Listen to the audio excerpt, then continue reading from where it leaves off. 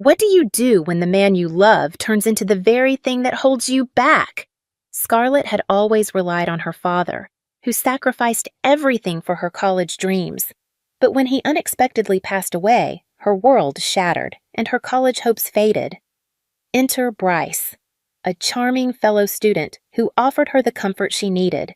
But soon, their once promising future became a complicated tangle of broken promises and unspoken resentment. Scarlett was left to carry the weight of their life together, all while trying to hold on to a dream that Bryce didn't value. Stay tuned to see Scarlett's journey unfold, and don't forget to subscribe for more. I'm Scarlett. I've had my share of rough patches, but who hasn't, right? My dad was my rock, my everything, ever since Mom passed away when I was just a little thing. It was always the two of us against the world. He'd stress the importance of education, sacrificing everything he had to fund my college dreams. "You're going to make it, kiddo," he'd assure me with a wink, even as he dropped more coins into our battered college fund jar. I believed him. More than that, I believed in us. After high school, I enrolled at the local community college, determined to make a name for myself in investment management. That's where I met Bryce. He was part of my cohort charming, with a scruffy, just-rolled-out-of-bed look that somehow worked wonders on me. We clicked instantly, stealing glances during lectures and sharing jokes over lukewarm cafeteria coffee. Then the ground beneath me shattered. Dad passed away unexpectedly, no warning, no goodbyes. And just like that, our world flipped. The college fund, once a beacon of hope, was nothing more than a dream. With Dad gone, I wasn't just missing him and his wisdom. I was also staring down the harsh reality that my college days were numbered. I scraped through my first year on remnants and grit, but as the money dried up, so did my future. I had to drop out. Dad had left me the apartment, a small 3-bedroom in a worn-down part of town. It wasn't much, but it was home. Bryce first came over one chilly evening, hands stuffed in the pockets of his faded jeans. "You live here alone, Scarlett?" he asked, his eyes scanning the room where the wallpaper peeled gently at the corners. "Yeah, just me now," I replied, trying to smooth down a particularly rebellious strip of wallpaper. "It's not much, but it's what I've got." He watched me for a moment, then stepped closer, taking my hands in his. "Let's get married, Scarlett. I want to take care of you. Let's start our life right here." It was sudden, sure, but nothing in my life had ever been planned out. So why start now? "Okay, Bryce," I said, and somehow it felt right. We didn't wait long. The wedding was as modest as they come, held at the city hall with a couple of friends as witnesses. Bryce's parents didn't show up. They'd never approved of me. "Too plain," they whispered, thinking I couldn't hear. None of us acknowledged it, but Bryce squeezed my hand and whispered back, "I love you. That's all that matters."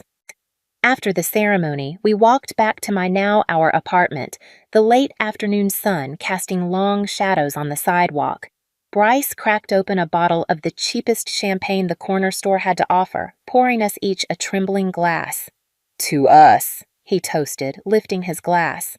"To us," I echoed, the champagne fizzing on my tongue, tasting like hope and new beginnings. Chapter 2. Promises Made. Bryce and I had made a deal. He'd focus on his studies, and I'd keep the bills paid.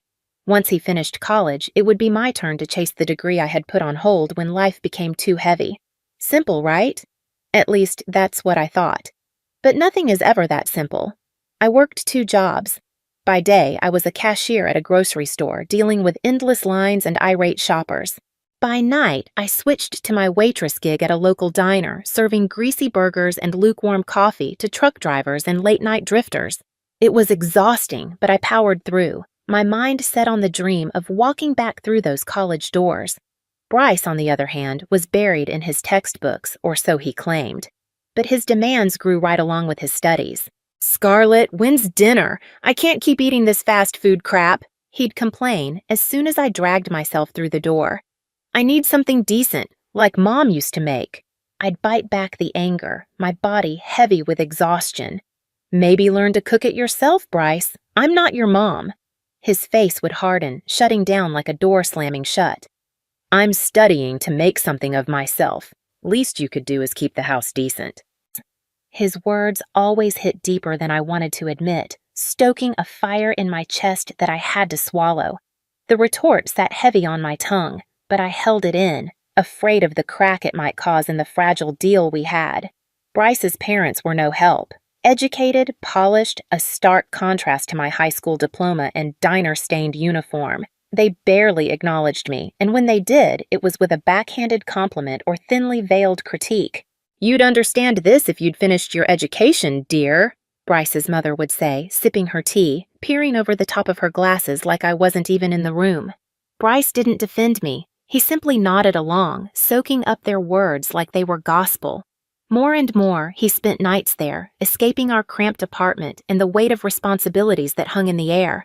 One evening, as I scrubbed grease from under my nails at the diner, Bryce dropped another bomb. "I'm staying at my parents' tonight. Need a real study environment and a good night's sleep." I slammed the bathroom cabinet harder than I meant to. "Fine. Do what you have to do." The words stung, laced with everything I couldn't say. As days bled into months, I found myself slipping into a mechanical routine, zoning out to the steady beat of my jobs: scan, smile, serve, clean. It was a blur, a robot moving through the motions. One particularly grueling night, I came home to an empty apartment. No Bryce. No apologies. Just a note. "Gone to study. Make sure dinner's ready, Bryce Oro." I crumpled the note in my hand, the paper cutting into my palm. Alone in the dim kitchen light, I allowed myself a moment to really feel it all.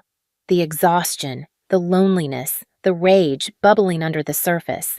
I leaned against the counter, eyes closed, and a tear escaped despite my best efforts. Then the day came. Bryce graduated. He landed a job almost immediately at a prestigious company. The news lifted a weight off both of us, or at least I thought it would. His new job came with a paycheck that felt like a lottery win compared to my nightly tips. I remember sitting across from him at our small kitchen table, excitement stirring in my chest. "With your new job, I was thinking maybe I could cut back on work and look into programs, start picking up where I left off," I said, trying to keep the tremble of hope out of my voice. Bryce didn't even look up from his plate. "Scarlett, we can't afford that. Every penny has to be accounted for, and with the way things are, you know how tight the budget is." His fork clattered against the plate, a sharp sound that matched the bite in his words. I leaned back, my heart sinking but not completely defeated. I could keep one job, just the day shifts. We'd still have a steady income, and I could manage night classes. He shook his head, dismissing me with a firm tone. "Just forget about college, Scarlett. We need stability, not more debts. It's not practical." The conversation ended there, but the argument continued in my head for days after. Before I could press the issue further, I found out I was pregnant. Our daughter Dakota became my new priority, and college faded into the background. A dream dissolved. Raising Dakota was a joy, but it was also another chain tying me to routines and responsibilities I hadn't chosen alone. I continued working at the grocery store, my dreams shelved like the products I stocked. Bryce's criticisms didn't stop with my shelved education. They seeped into my parenting. "You're not doing it right, Scarlett. She needs to learn proper manners, not whatever it is you're trying to teach her," Bryce would say, barely looking up from his phone. I remember holding Dakota close, whispering promises to her that I'd begun to doubt I could keep. "It's okay, baby. Mommy's here." As Dakota grew, Bryce's parents became more involved, their influence overshadowing mine. They paid for a fancy preschool, and every school event was an exhibition of their grandparental pride. One evening, Bryce calmly explained a new rule. "Scarlett, it's best if you don't come to the school events. The teachers, they have a certain expectation of family. We can't ruin Dakota's opportunities." I felt the sting of those words, a slap dressed up as paternal concern. So what am I supposed to do? Just stay home and pretend I don't have a daughter who's growing up, learning things I'm not teaching her, becoming someone I barely know? "It's for the best," was all he said, his indifference the final nail in the coffin of our once shared dreams. The years twisted along, and Bryce's words had weight, not the kind that anchors you in safety, but the kind that pulls you under. His sharp commands to our daughter Dakota left marks, teaching her the lessons of disrespect and disdain toward me, her mother. Scarlett, don't bother telling her what to do. She listens to me, not you. It's for her own good, Bryce snapped one evening when I suggested Dakota might set the table. In front of Dakota, his words were always like this. I watched, heart sinking, as my little girl's eyes hardened to match her father's. You don't know anything, Mom. Dakota would toss at me when I asked for help around the house. Her tone mimicked her father's, each word a barb. I tried to reach her, to bridge the widening gap with mother-daughter chats, but she only pulled further away, retreating to a world where I couldn't follow, a world painted by Bryce and his parents. One humiliating afternoon brought everything painfully into focus. Dakota had friends over, laughter and light voices echoing down the hallway of our home. I was cleaning when I bumped into them in the hall.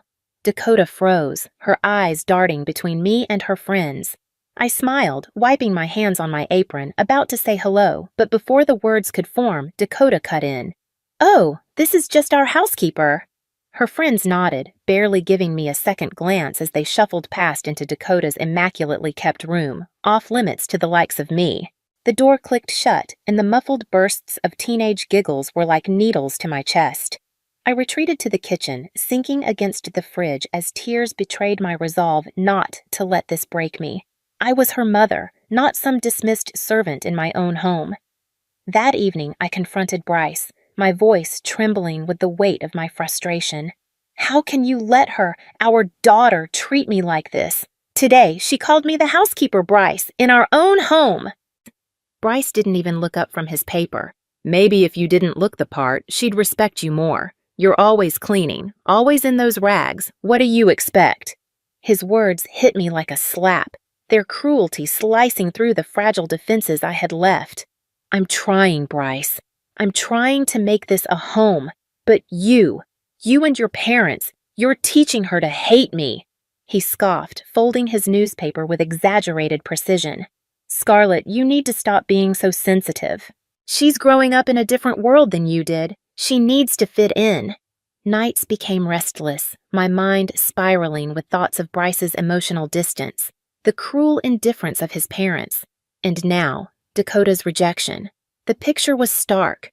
I was an outsider in my own life, my role reduced to that of a silent provider unseen and unappreciated. As I watched Dakota grow into a teenager, her embarrassment of me became more pronounced. The sharp remarks about my outdated clothes, my simple manners, they cut deeper each time, especially when they echoed Bryce's words.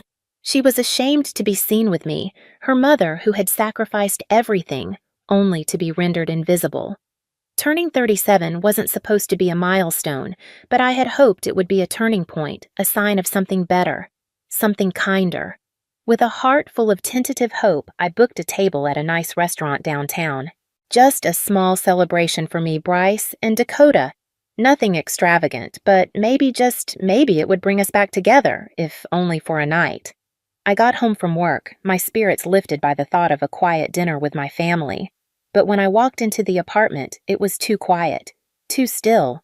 Bryce and Dakota were sitting in the living room, their eyes glued to the TV, their faces hard, like they were bracing for bad news. Hey, I've got a surprise! I said, trying to sound upbeat, pushing cheerfulness into the edges of my exhaustion. I booked us a table at Marcello's for dinner to celebrate my birthday. Just the three of us. Bryce turned off the TV and looked at me, an eyebrow raised, a smirk pulling at the corner of his lips. Scarlett, seriously? You think we want to go out and celebrate with you? A dropout? What would we even talk about? His words, casual yet venomous, cut deep, his smirk twisting into a sneer. Yeah, Mom, it's kind of embarrassing. You wouldn't even know which fork to use. Dakota chimed in, her voice a mirror of Bryce's disdain. I felt my face flush, the sting of their words like a slap. I just thought we could be a family for tonight. Bryce laughed, a harsh, mocking sound. A family with you making a fool of yourself? No thanks. He stood up, walked over to his briefcase and pulled out an envelope, tossing it onto the coffee table with a flourish. Confused, I picked it up, my hands trembling. It was a divorce application. This is your gift? Yeah, consider yourself free from us. We're done, Scarlett. I'm taking Dakota and we're moving out. You can keep this place." His words were cold, calculated. Dakota nodded, standing up to join him. "I'd rather live with Dad. I can't be seen with you, Mom. It's just too embarrassing." They packed their things with chilling efficiency. I stood frozen, watching my world disintegrate. It wasn't just the physical dismantling of our lives, it was the last shred of any affection, any pretense of a relationship, disappearing. They left without a goodbye. The door clicked shut behind them, its sound echoing in the empty apartment like a gunshot. That burning resolve led me back to the doors of the college I had left years ago. I enrolled again, older than most of my classmates and with a fierceness in me that only life's hard knocks can bestow. I hired tutors, spending evenings grappling with investment theories and financial models, my eyes blurring from the strain. Social media was a minefield, though. Every so often, a photo of Bryce, Dakota, and that woman, Bryce's new partner, would pop up. They looked happy, carefree, living it up in some swanky downtown apartment that screamed luxury. The sting of seeing them so blissful while I was over here piecing myself back together was a sharp one, but instead of letting it drag me down, I used it as fuel. Each picture, each post pushed me harder. I channeled my anger, my hurt, into my studies, turning bitterness into a motivator.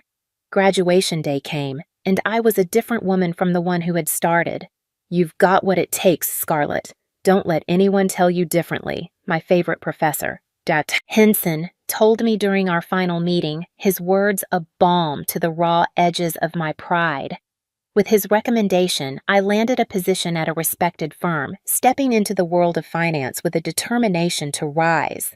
The corporate world was another battlefield, but one I was now well equipped to navigate. I started as just another employee, but not for long. Within 3 years, I climbed from the ground floor to the department head, my name on an office door, my decisions shaping the company's future. Alongside my career, I revamped my life. I traded my old battered car for something sleek and new, something that hummed under my touch like a promise. My apartment followed, from modest to modern, a high-rise with views of the city that twinkled like the stars I was reaching for. Shopping for new clothes wasn't just about style, it was about armor. Each piece, whether a sharp suit or a sleek dress, was chosen to project the new me, the competent, capable businesswoman. My hair, once always pulled back in a practical ponytail, now fell in stylish waves or was pinned up in chic designs that said I cared about every detail. Only my closest friends knew the extent of my transformation. "You're doing what you were meant to do, Scarlett. It's like you finally found your stage," my friend Tiffany told me over coffee one day, her eyes wide as she took in the changes. "Yeah, I guess I have," I said, sipping my espresso. Bryce and Dakota, and all the pain associated with them, faded into the background, becoming just a part of my story, not the defining chapter. There I was, browsing job listings late one night, when I stumbled across an opening that made my heart skip a beat. A department head position at none other than the company where my ex-husband Bryce worked. I applied, half out of a deep-seated need to prove myself, half out of the sheer audacity of it all. The interview was the next week. I walked in with the kind of confidence that comes from having nothing to lose and everything to prove. The panel of 3 interviewers was engaged, impressed by my insights on everything from market trends to financial strategies. By the end of the meeting, they were genuinely excited about what I could bring to the table. "Well, Scarlett, I must say, it's refreshing to see such a clear vision and detailed knowledge. We'd be lucky to have you on board," the senior interviewer said, his smile genuine as he looked at me. "Thank you. I'm ready to hit the ground running," I replied, my tone steady, the fire in my chest burning brighter than ever. My first day felt like a scene out of a movie. As I was introduced to my new team, the room erupted into polite applause, and the smiles felt warm enough to convince anyone they were genuine. That is, until Bryce stepped into view. The shock on his face was priceless. He looked like he'd seen a ghost, eyes wide, mouth slightly agape. Mr. Reynolds, the head of the company, seemed rather entertained by the scene. With a friendly clap on my shoulder, he announced, "Everyone, I expect you'll give Scarlett all the support she needs. She comes highly recommended, and I believe she'll lead this department to new heights." Bryce's reaction was far from graceful. As the room began to clear, he stormed over to Mr. Reynolds, his voice low but laced with anger. "I applied for this position. Why did she get it? What does she have that I don't?" Mr. Reynolds looked between the two of us, then raised an eyebrow. "Bryce, the decision was based purely on merit. Scarlett's qualifications and vision for the department far exceed what you've shown so far. There's a lot you could learn from her." "Learn from her? This is a joke, right?" Bryce scoffed, his voice rising in disbelief. "No joke, Bryce," Mr. Reynolds replied coolly. "I suggest you adjust your attitude and focus on your own responsibilities." Humiliated, Bryce did something I didn't expect. He threw his ID badge down onto the table, muttered something about a stupid boss, and stormed out. Mr. Reynolds sighed, shaking his head as he watched Bryce disappear. "Sorry about that, Scarlett. I'll handle it from here. Why don't you get started with your team?" I nodded, a small but satisfied smile tugging at the corners of my mouth as I watched Bryce storm off. The sound of his furious footsteps was music to my ears. Later, I overheard Mr. Reynolds on the phone. "Yes, he resigned. No, I can't give him a positive recommendation. Not after this." The rest of the day flew by in a blur of introductions and planning sessions, but one thought kept running through my mind. Justice had been served. Bryce had underestimated me just like he always had. But this time, I'd come out on top. After Bryce stormed out, his career unraveled faster than I could have imagined. Rumors floated back to me through mutual acquaintances, those eager to spill the details that his latest mistress had kicked him and Dakota out of her plush apartment. Desperate, they had no choice but to move back in with Bryce's parents. I couldn't help but think how the mighty had fallen. It wasn't long before Dakota showed up at my door. She whistled low as she walked in. "Wow, Mom, you really upgraded, huh? Guess dumping Dad worked out for you." Her tone was light, but there was a sharp edge to it that put me on guard. "Dakota, what brings you here?" I asked, already sensing what was coming. She sauntered in, making herself comfortable on my plush sofa as if she owned the place. "Well, things are tight at Grandpa's, and I thought, you're rich, well-dressed, and educated now. Maybe I could move in here, but I'd need a decent allowance, obviously." I took a long look at her, really looked at her, and saw Bryce's influence woven into her every word and gesture. It hurt, but it also brought a clarity that I couldn't ignore. "Dakota, I think you should leave. I'm not going to be used like this, not by you, not by anyone." Her face crumpled into tears, but they didn't have the same effect on me anymore. When her tears failed to move me, her temper flared. "You're just selfish, just like you always were," she shouted as she stormed out, her parting words stinging in the stillness of my apartment. News came back to me over the next few weeks. Bryce had started drinking to numb the blow to his ego, while Dakota moved to another city, perhaps in search of the independence she so desperately craved. As for me, my life had found its rhythm one of success, peace, and new beginnings. I met Michael, a colleague whose kindness and quiet strength were everything Bryce had never been. Over time, our friendship blossomed into love, and we married in a small, joyful ceremony surrounded by those who truly cared for us. Looking back on everything, I realized how far I had come. I had lost a family only to find myself, and in doing so, gained the chance for a life and love that were real and fulfilling. Looking ahead, I felt more than ready for whatever came next. I had not only survived, I had thrived, and now my narrative was one of triumph, crafted entirely by me. What do you do when the people who should love and support you, the ones you've given everything for, turn their backs when you need them the most? Scarlett spent years giving, sacrificing, and hoping that love and loyalty would eventually be enough to fix the broken pieces of her life. She worked tirelessly to support her family, put her dreams on hold, and believed in the future Bryce promised. But when the reality of their relationship hit, when she realized she was just a resource in Bryce's eyes, everything changed. Even when her dreams of education and a better life were crushed by his cold indifference, she kept trying. But when Bryce's betrayal reached its peak, when he mocked her dreams, rejected her attempts to rebuild, and prioritized his ego over their daughter's well-being, it was the final straw. Scarlett could have let their cruelty continue, but instead she chose herself. She didn't just survive, she thrived. She rose above the manipulation, the rejection, and the heartbreak. So here's the question. Would you have stayed or walked away just like Scarlett did? How far would you go to reclaim your life and your happiness? Let's talk about it in the comments. And if you found this story empowering, don't forget to like, subscribe, and stay tuned for more stories of strength and resilience.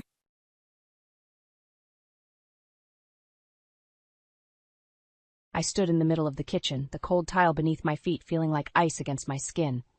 "Anna, did you even hear me?" Mrs. Thompson's voice was sharp, a knife slicing through the tense air. I turned, meeting her stern gaze.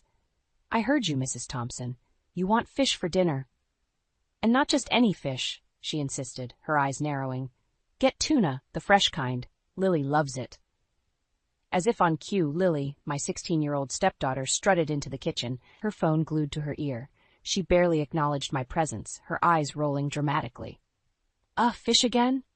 I want a burger. Go get me one, Anna." The demands weren't new, but they stung each time. I was more a servant than a family member in this house. A deep breath steadied my voice. "But I'm already preparing dinner." Lily cut me off. "So I want a burger. Can't you do that one little thing for me?" Mrs. Thompson chimed in, her voice laced with feigned concern. "She's just a kid who wants a burger, Anna. It's not about being stingy." The word stingy hung in the air, a label I'd become too familiar with in this household. They had no idea about the financial tightrope we were walking on. My job in administration barely covered the essentials, and Michael's sporadic earnings as a struggling writer added little. "Fine, I'll get the burger," I muttered, feeling a familiar knot of frustration in my stomach. As I turned to leave, Lily's voice stopped me. "And I need $100. I spun around, disbelief written across my face. $100? For what? "There's this new game everyone has. I need it." I looked towards Mrs. Thompson, hoping for some semblance of reason. Instead, she nodded in agreement. "Poor thing. She needs to fit in with her friends. Give her the money, Anna." "But this month's budget is already stretched thin," I protested weakly. Mrs. Thompson's expression hardened. "Are you suggesting we're not entitled to Michael's royalties? What kind of stepmother are you?" "A stepmother trying to keep us afloat," I wanted to say. But the words never came. Instead, I reached for my purse, the weight of their expectations heavier than the coins and notes it contained. The evening air was crisp as I returned from the store, bags weighing down my arms. Inside them, a symbol of my surrender, a tuna and a burger. As I entered the house, the scent of disdain was more pungent than the food's aroma. "Finally," Lily scoffed, snatching the bag with the burger. "Took you long enough." I set the tuna on the kitchen counter, meeting Mrs. Thompson's scrutinizing gaze. "Here's the fish, Mrs. Thompson." She inspected it with a frown. "It could be fresher. Next time, put in more effort, Anna." I nodded, a lump forming in my throat. Michael was in his study, probably lost in his world of make-believe literary fame. I longed for him to see the reality, our dwindling savings, the mounting bills, and his family's insatiable demands. Later that night I lay in bed, the moon casting shadows across the room. Michael's voice broke the silence. "Anna, you seem distant lately. Is everything okay?" I turned to face him, the moonlight revealing his oblivious expression. "It's just your family, and our finances. It's overwhelming." He brushed off my concerns with a wave of his hand. "Don't worry about money. Writers don't. It stifles creativity, and my family, well, they're just set in their ways." "But Michael, the reality is—" I started, but he interrupted. "Reality is subjective. In my world, my next novel will be a bestseller. You'll see." I wanted to scream, to shake him into seeing the truth. But I bit my tongue, a tear escaping down my cheek. I turned away, the unsaid words festering in my heart. The next morning, Lily's taunts and Mrs. Thompson's criticisms resumed. As I prepared breakfast, I overheard Lily talking to her friend on the phone. "She's so pathetic, pretending to be our mom. I wish Dad would just divorce her already." The words pierced through me like icy daggers. I wanted to confront her, to defend myself, but I remained silent, my hands trembling as I poured the coffee. At work, my colleague Jane noticed my forlorn expression. "Anna, you okay? You've seemed off lately." I sighed, the dam of my emotions ready to burst. "It's just home stuff, you know how it is." Jane leaned in, her voice a whisper. "If it's that bad, maybe it's time to think about yourself. You deserve happiness too, you know." Just her words echoed in my mind all day. Happiness, a distant dream smothered by the burden of illusions I was living under. The world outside was bathed in a soft, golden hue of the setting sun, but inside, the walls of the house felt like they were closing in on me. It had been another day of juggling insults and managing the impossible demands of my stepfamily. As I entered the living room, the sight that greeted me stopped me dead in my tracks. Half of the furniture was gone. The room, once cluttered with Mrs. Thompson's countless knickknacks and Lily's gadgets, was now eerily empty. A cold dread settled in my stomach. I reached for my phone, dialing Michael's number. It rang and rang, until finally his voice came through, distant and cold. "Anna, you noticed, huh?" "What's going on, Michael? Where is everything?" His laugh was hollow.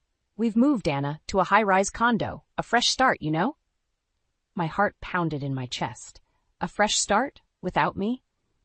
"You can join us if you want, but you'll need to apologize first." "Apologize? For what?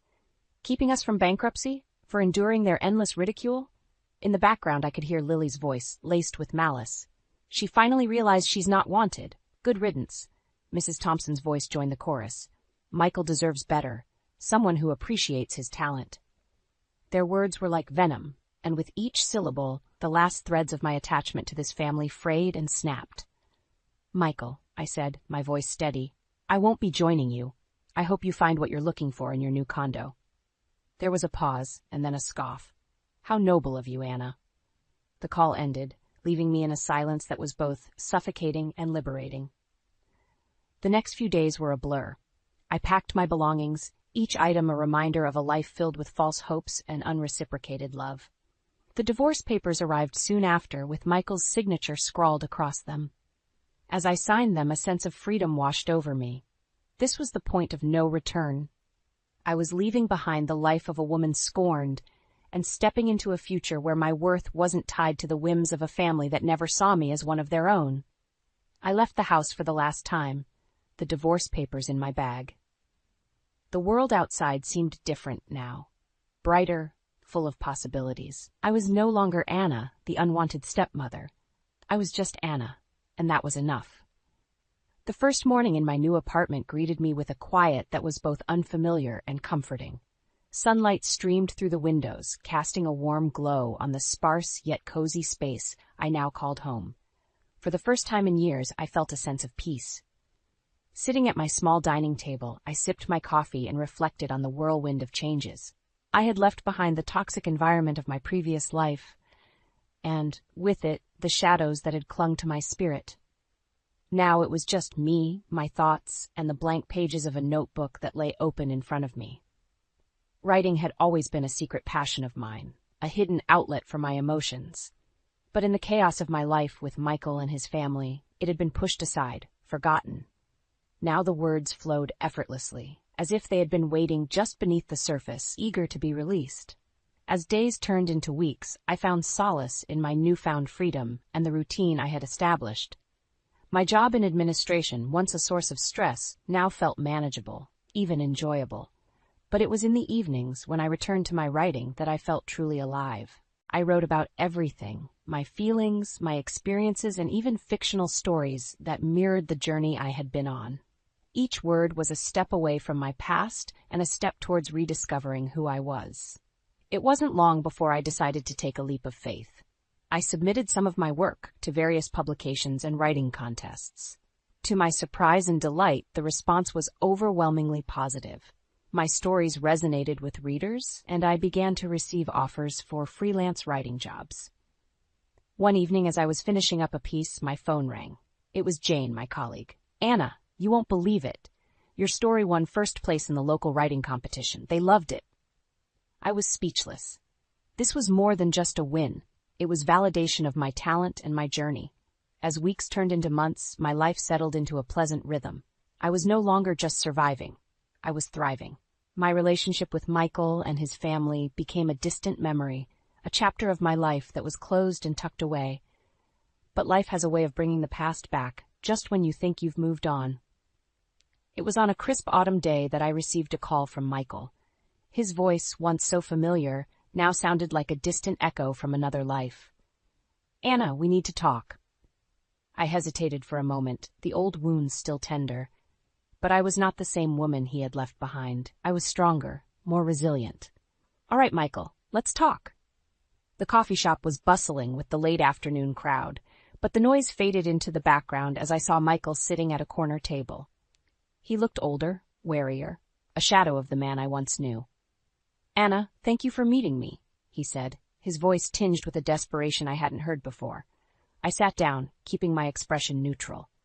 "What did you want to talk about, Michael?" He hesitated, fidgeting with his coffee cup. "It's about the condo and everything, really. We're in trouble, Anna." I listened, my heart void of the sympathy I once would have felt. Michael spoke of financial woes, the high-rise dream turning into a nightmare of debts and disillusionment. Lily and Mrs. Thompson, once so demanding, were now facing the harsh reality of their situation. I thought my writing would save us, but... Michael's voice trailed off, his eyes not meeting mine. The irony wasn't lost on me. The man who had dismissed my concerns about money was now drowning in the very thing he had ignored. "Michael, I'm sorry to hear that, but why tell me this? We're divorced. Your financial problems aren't mine anymore." He looked up, a flicker of hope in his eyes. "I was hoping maybe you could help us, just until I get back on my feet." The request was absurd, almost laughable. "Help you? After everything that's happened?" Michael leaned in, his voice low. "You were always good with money, Anna, and you've always been kind-hearted." Kind-hearted. The term felt like a slap. I had been kind-hearted, and it had been taken for granted, exploited. "Michael, I've moved on. I have my own life now, my own expenses. I can't help you." His face fell, the reality of my words sinking in. "I see. I just thought." "What did you think, Michael? That I'd come running back to fix the mess you've created?" He didn't respond, the silence between us growing heavier by the second. Finally, I stood up. "I wish you the best, Michael. I truly do. But your life is no longer my concern." As I walked away, leaving Michael in the coffee shop, I felt a weight lift off my shoulders. It was the final closure I needed. The last remnants of a life I no longer belonged to had been shed. The crisp autumn air was a refreshing contrast to the warmth of my apartment. As I sat at my desk, the glow of the computer screen illuminated the room. It had been a few months since my last encounter with Michael, and life had settled into a comforting rhythm of work and writing. My phone buzzed, breaking the silence. It was a call from Jane. "Anna, you won't believe this. Your novel is being considered for a movie adaptation." I was stunned. My novel, born from the pain and turmoil of my past, had not only resonated with readers, but had also caught the attention of a film producer. It felt surreal, like a dream I was afraid to wake up from. "Are you serious, Jane?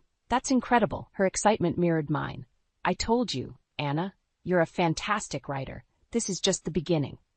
As I ended the call, a profound sense of accomplishment washed over me. My journey, with all its hardships, had led me to this moment. In the weeks that followed, negotiations for the movie adaptation progressed rapidly. My novel, which detailed the struggles of a woman finding her strength amidst adversity, was going to be on the big screen. One evening, as I was reflecting on these developments, a news alert popped up on my phone. It was about Michael. Curiosity piqued. I clicked on the link. The article detailed Michael's latest misfortune. His attempts at writing had finally come to a futile end. Publishers had lost interest, citing his lack of originality and poor sales. To add to his woes, his high-rise dream had crumbled. Unable to keep up with the rent and mounting debts, he and his family had been forced to move out. I read the article with a mix of emotions. There was no joy in seeing someone's life unravel, but there was a sense of poetic justice. Michael and his family, who had once looked down on me, were now facing the consequences of their actions and choices. As I turned off my phone, I realized that this was the true essence of karma. It wasn't about revenge or seeing others suffer. It was about the natural balance of life where actions and choices inevitably shaped one's destiny. I turned back to my writing, the words flowing freely. My experiences had taught me that strength comes from within, and that resilience is born from adversity. And now I was sharing those lessons with the world. My past with Michael and his family was a closed chapter, but it had given me the greatest gift, the realization of my own potential and the courage to pursue my dreams. As the moon cast a gentle light through my window, I smiled to myself. Life was unpredictable, filled with ups and downs, but I was ready for whatever came next. I had found my voice, my purpose, and no one could take that away from me.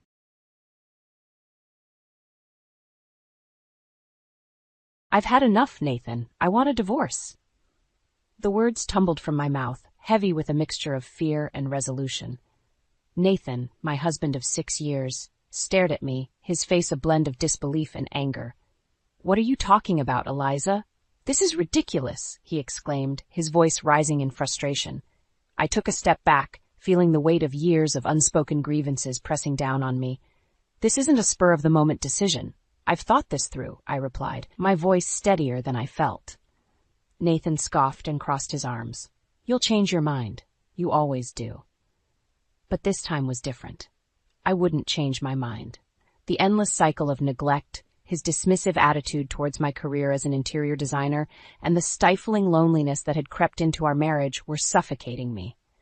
It was time for a change. I had a business trip scheduled that day, a brief escape to another state for a project that demanded my expertise. Time was not on my side, and Nathan's unwillingness to have a constructive conversation only cemented my decision.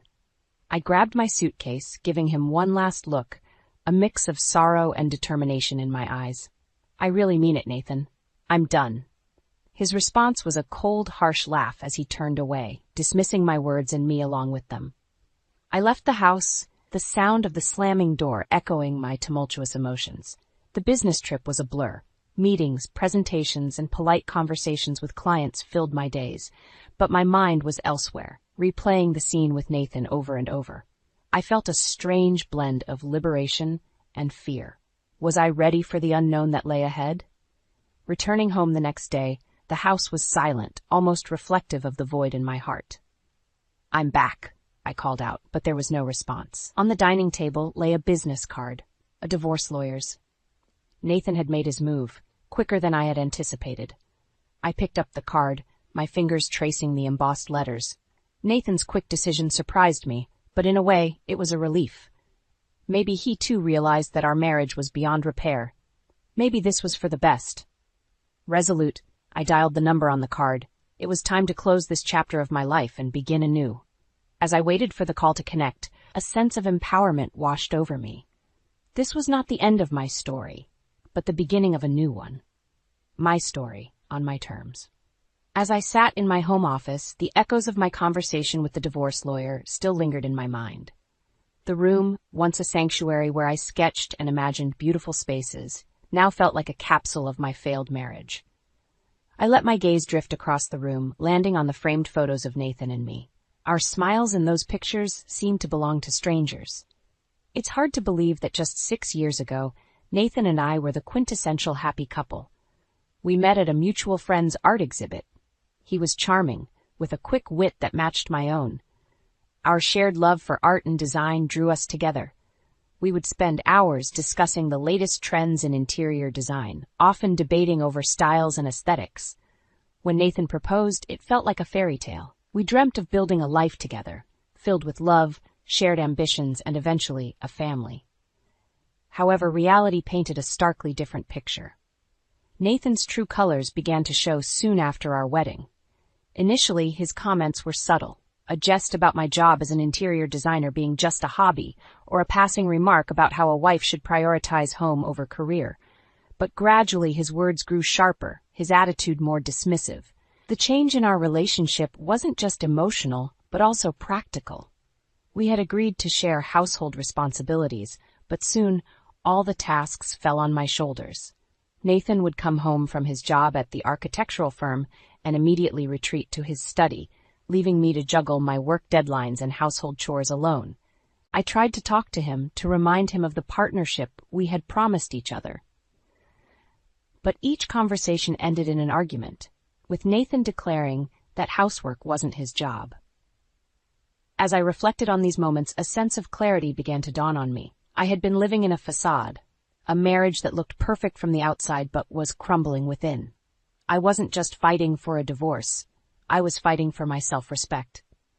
It was then that I made a promise to myself. No longer would I be the Eliza who nodded and smiled, suppressing her own needs and desires. It was time to rebuild not just my life, but also my identity. An identity not defined by Nathan or our failed marriage, but by my own strengths and passions. As I stood up from my desk, a newfound determination filled me. The road ahead would be challenging, but I was ready to face it head on. I was ready to rediscover the Eliza who dreamed of creating beauty in the world, one space at a time.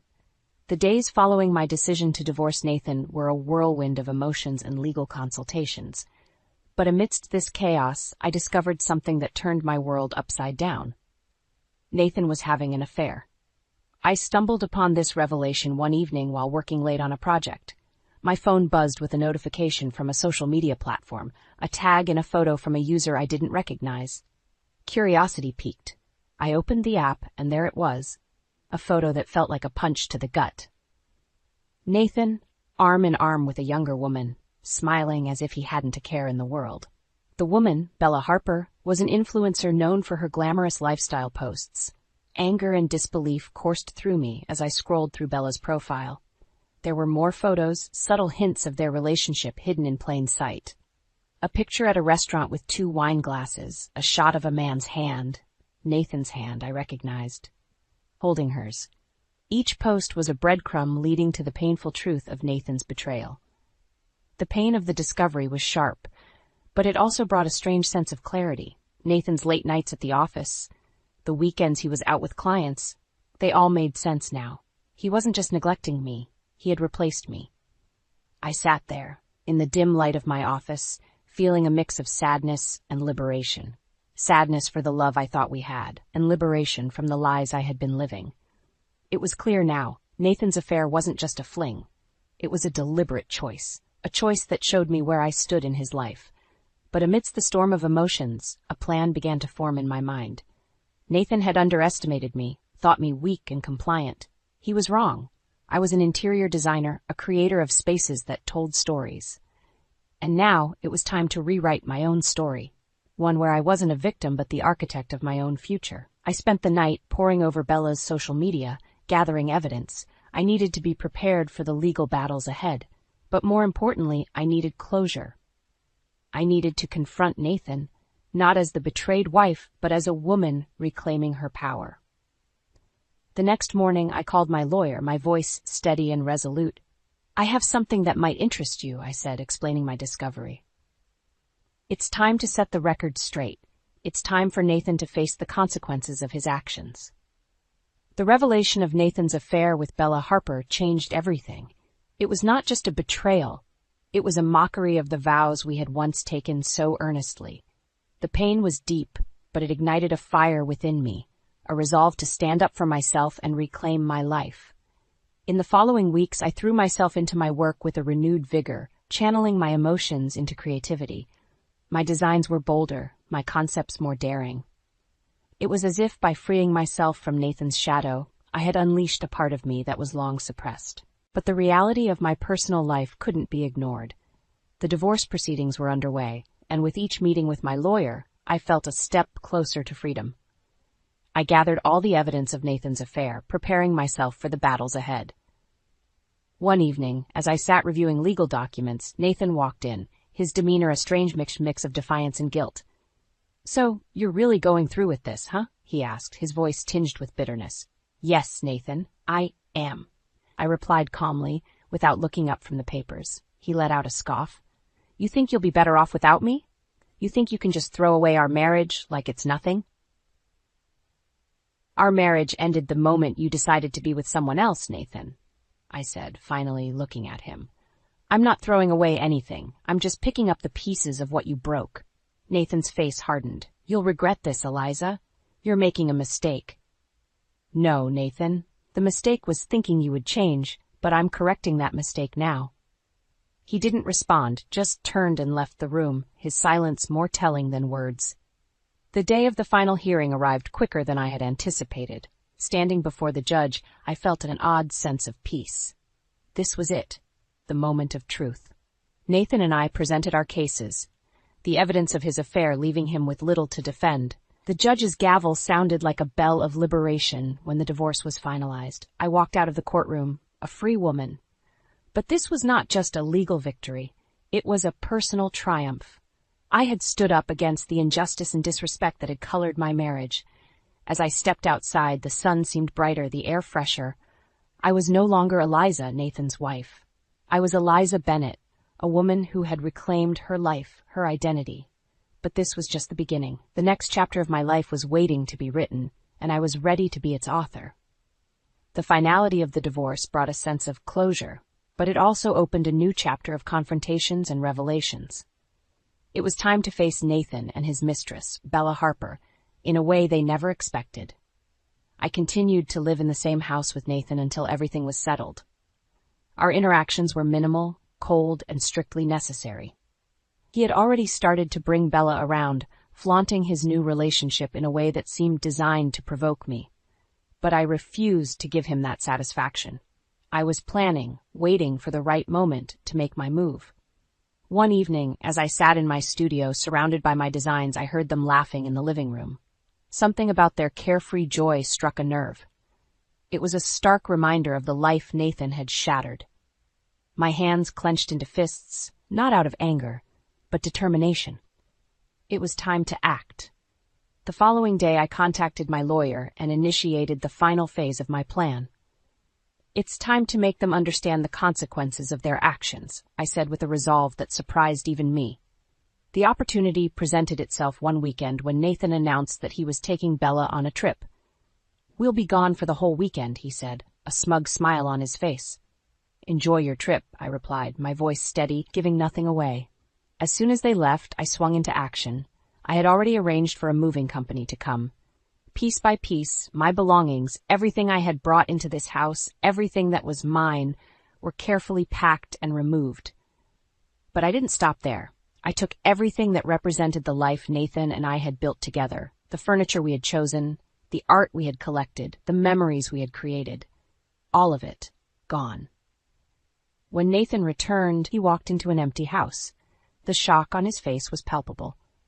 "What have you done?" he stammered, looking around at the barren walls and empty spaces. "I did what I had to do," I said calmly. "I removed everything that was mine, everything that I contributed to this house." "This is insane, Eliza. You've taken everything." "Not everything, Nathan. Just what was rightfully mine. You wanted a new life with Bella, remember? I'm just helping you start from scratch." He looked around, defeated and bewildered. For the first time, I saw a flicker of regret in his eyes, but it was too late for regrets. As I turned to leave, I felt a weight lifting off my shoulders. I had taken back control of my life, piece by piece. Nathan and Bella were left to deal with the empty shell of a home, a fitting metaphor for the hollowness of their betrayal. The days following the great exodus of my possessions from the house were filled with a mix of liberation and reflection. I had taken a decisive step, one that was both empowering and symbolic. It was more than just reclaiming my belongings. It was about asserting my independence from a relationship that had long ceased to be a partnership.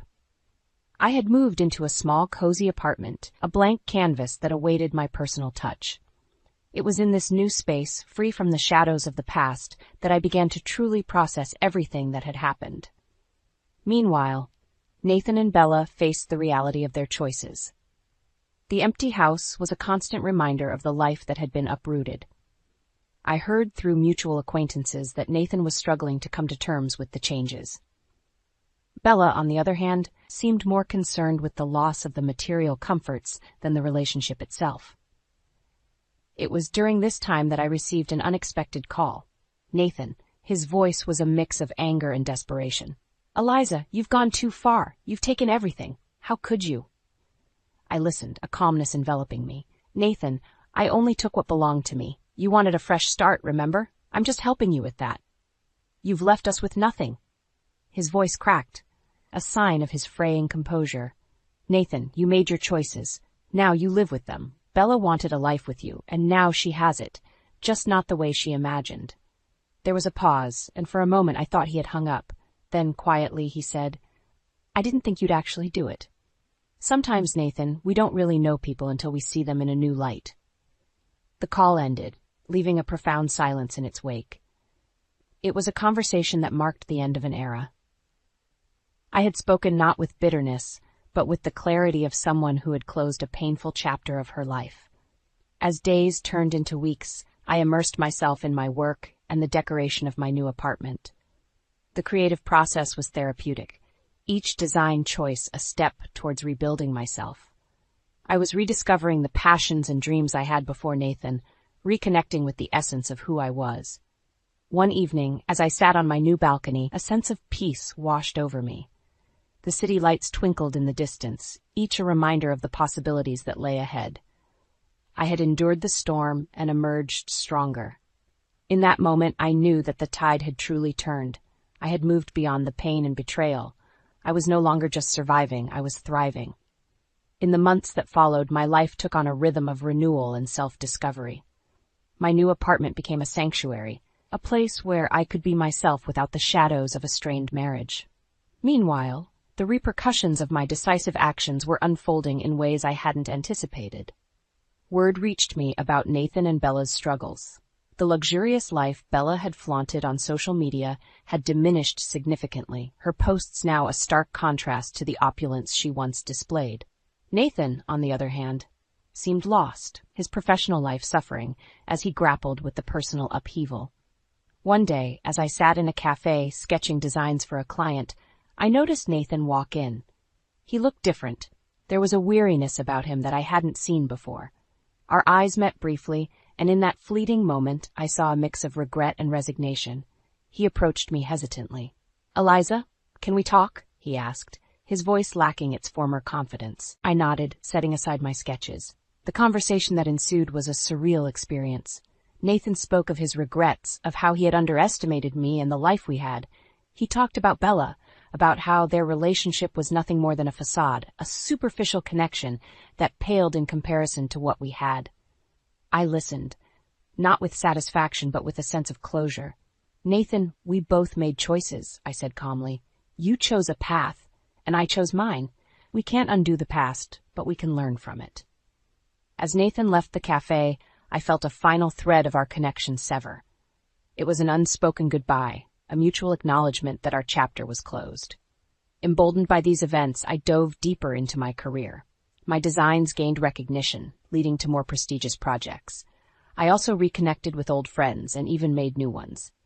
Life was busy, but it was a fulfilling kind of busy, one that brought a sense of accomplishment and joy. One evening, as I reviewed my latest project, I received a call from an old colleague, Mark, who had always been a supportive friend. He proposed a collaboration on an exciting new venture.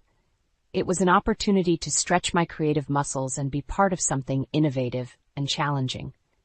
As I mulled over Mark's proposal, I realized how far I had come. The pain and betrayal that once defined my days were now just faint echoes of a past life.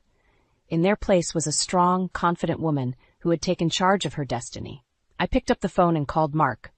"I'm in," I said, a smile spreading across my face. It was time for new adventures, new challenges, and new stories to tell. Months had passed since my last encounter with Nathan, and my life had taken on a new, vibrant rhythm. The collaboration with Mark had been a resounding success, bringing both of us acclaim in the design world. My days were filled with creativity and purpose, a far cry from the uncertainty that had once clouded my life. But it wasn't just my professional life that had flourished. I had found a sense of peace and contentment in my personal life as well. My apartment was now a reflection of my journey. Every piece of furniture, every artwork told a story of resilience and rebirth. One evening, as I sat on my balcony, a soft breeze playing with my hair, I allowed myself a moment of reflection. The journey from the turmoil of my marriage to where I was now had been long and fraught with challenges, but it had also been a journey of immense growth and self-discovery. I thought about Nathan and how our paths had diverged. I harbored no ill will towards him. Instead, I hoped he found the growth and peace he needed. As for Bella, I wished her well in her own journey of self-discovery. The phone rang, pulling me out of my reverie. It was an invitation to speak at a renowned design conference, an opportunity to share my journey and insights with others. I accepted with a sense of excitement and humility. As I prepared for the conference, I realized that my story was not just about the end of a marriage or the pain of betrayal. It was about the power of resilience, the beauty of starting over, and the importance of staying true to oneself. Standing on the stage at the conference, I looked out at the audience, a sea of eager faces, each on their own journey. I began to speak, not just as a designer, but as a woman who had navigated the depths of despair and emerged stronger. I stand before you today not just as a designer, but as someone who believes in the power of transformation, I began. Every space I design tells a story, and so does every moment of our lives. We have the power to redefine our spaces, our stories, and ultimately ourselves. The applause at the end of my talk was not just an acknowledgement of my words, but a celebration of the journey I had shared. As I left the stage, a sense of fulfillment washed over me. I had not only rebuilt my life, but had also found a way to inspire others with my story. Life, much like design, is about creating beauty from chaos, order from disorder, and joy from pain. And as I continued on my path, I carried with me the lessons of my past, a past that had shaped me but no longer defined me.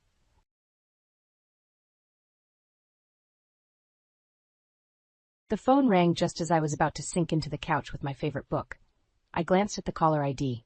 Daniel. Sighing, I answered, "Hey, what's up?" "Laura, while you were away, I moved my parents' stuff in." Daniel's voice, casual and unapologetic, hit me like a thunderclap. "What do you mean?" My heart raced, and I sat upright, abandoning my book. "I told you we should have them live with us.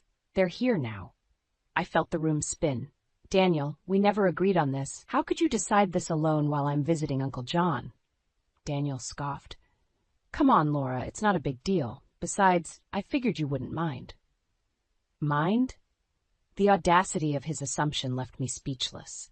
This house, our home, was suddenly invaded by his unilateral decision. "Daniel, we need to talk about this." "No need, just stay there a bit longer. Honestly, it might be better if you don't come back at all."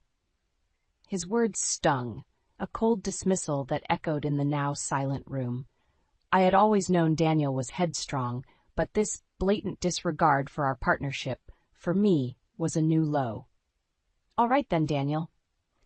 "If that's what you want," I replied, my voice steady, belying the storm inside. There was a pause, a moment of uncertainty. "You're okay with this?" "Yes, Daniel. I guess it's time for me to move on anyway."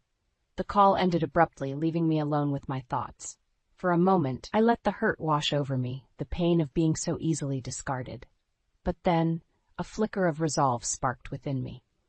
I remembered the plan Uncle John and I had discussed, a contingency for just such a betrayal. I reached for my phone again, my fingers deftly composing an email to a contact who could set our plan in motion. As I hit send, a sense of empowerment surged through me. Daniel thought he could easily upend my life, but I wasn't going to let him have the last word. The house we shared, it was more than just walls and a roof. It was the embodiment of my dreams, my efforts. Daniel might have believed he could just push me out, but he was in for a surprise.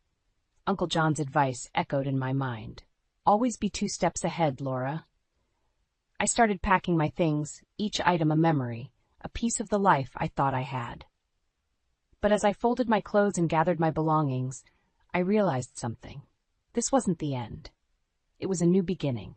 I was no longer the naive girl who fell for Daniel's charm. I was Laura, strong and capable, and I was about to show Daniel that underestimating me was his biggest mistake. I closed my suitcase, my heart steady and my mind clear. It was time to face what was coming, and I was ready. I left the house under the cover of dawn, the first light casting long shadows on the path that had once led me to a shared dream. As I drove away, my mind wandered back to the days before Daniel, before the disillusionment. I had always been a bit of a dreamer, finding solace in the quiet corners of life. Growing up in a modest home with loving parents, I learned early on the value of hard work and the joy of simple pleasures. My mother, a talented home cook, had instilled in me a love for nutrition and healthy living. Her sudden passing during my teenage years left a void, one that I filled by immersing myself in studies, eventually leading me to become a dietitian. College was a blur of textbooks and late-night study sessions, but it was at a college reunion that I met Daniel. He was charismatic, the life of the party, and when his eyes met mine, I felt a spark that I had never experienced before. Our whirlwind romance was like something out of a fairy tale, and before I knew it, I was walking down the aisle, promising to spend my life with him. Our early days of marriage were filled with laughter and love. Daniel, with his job in marketing, seemed to be the perfect counterpart to my more grounded nature. But as the years passed, the laughter faded, replaced by a growing sense of unease. Daniel's charm had masked a deeper, more unsettling trait: his obsession with status and wealth. His comments on my salary, once infrequent, became a constant refrain. "You'd think a dietitian would earn more," he'd say, a sneer in his voice. I brushed off these remarks, focusing instead on our son, Alex, who was growing into a thoughtful and intelligent young man. Alex, much like me, found his father's materialistic views troubling. He had ambitions of going to a top university, dreams that I wholeheartedly supported. Daniel, however, seemed more concerned with how Alex's choices would reflect on him rather than on what was best for our son. It was during one of our heated arguments about Alex's future that I realized how far Daniel and I had drifted apart. "He needs to aim for a prestigious college, Laura. It's about our family's reputation," Daniel insisted. "But it's Alex's future, Daniel. Shouldn't we support what he wants?" I countered, frustration evident in my voice. Daniel's dismissive attitude that night was a turning point for me. I knew then that something had to change, and so I found myself confiding in Uncle John, my mother's brother, and a wise confidant. It was he who helped me see the importance of standing up for myself and Alex. Together we devised a plan, a way to ensure that no matter what Daniel did, I would be able to protect my son and myself. As I drove towards Uncle John's house, the rising sun casting a warm glow over the horizon, I felt a renewed sense of purpose. This was not just a retreat. It was a step towards a future where I was no longer a bystander in my own life.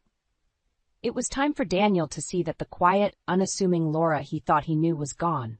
In her place was someone stronger, someone who wouldn't back down. Uncle John's home was a sanctuary, a place where I could gather my thoughts and plan my next steps. Over cups of steaming coffee, we sat at his old oak table, plotting. Uncle John, with his years of experience in law and a keen understanding of human nature, was the perfect ally. "You need to think about the long game, Laura," he advised, his eyes serious. "Daniel thinks he's outsmarted you, but we'll turn the tables on him." We discussed various strategies considering legal and financial aspects. Uncle John suggested transferring certain assets to my name and documenting all of Daniel's actions, should the situation escalate to legal proceedings.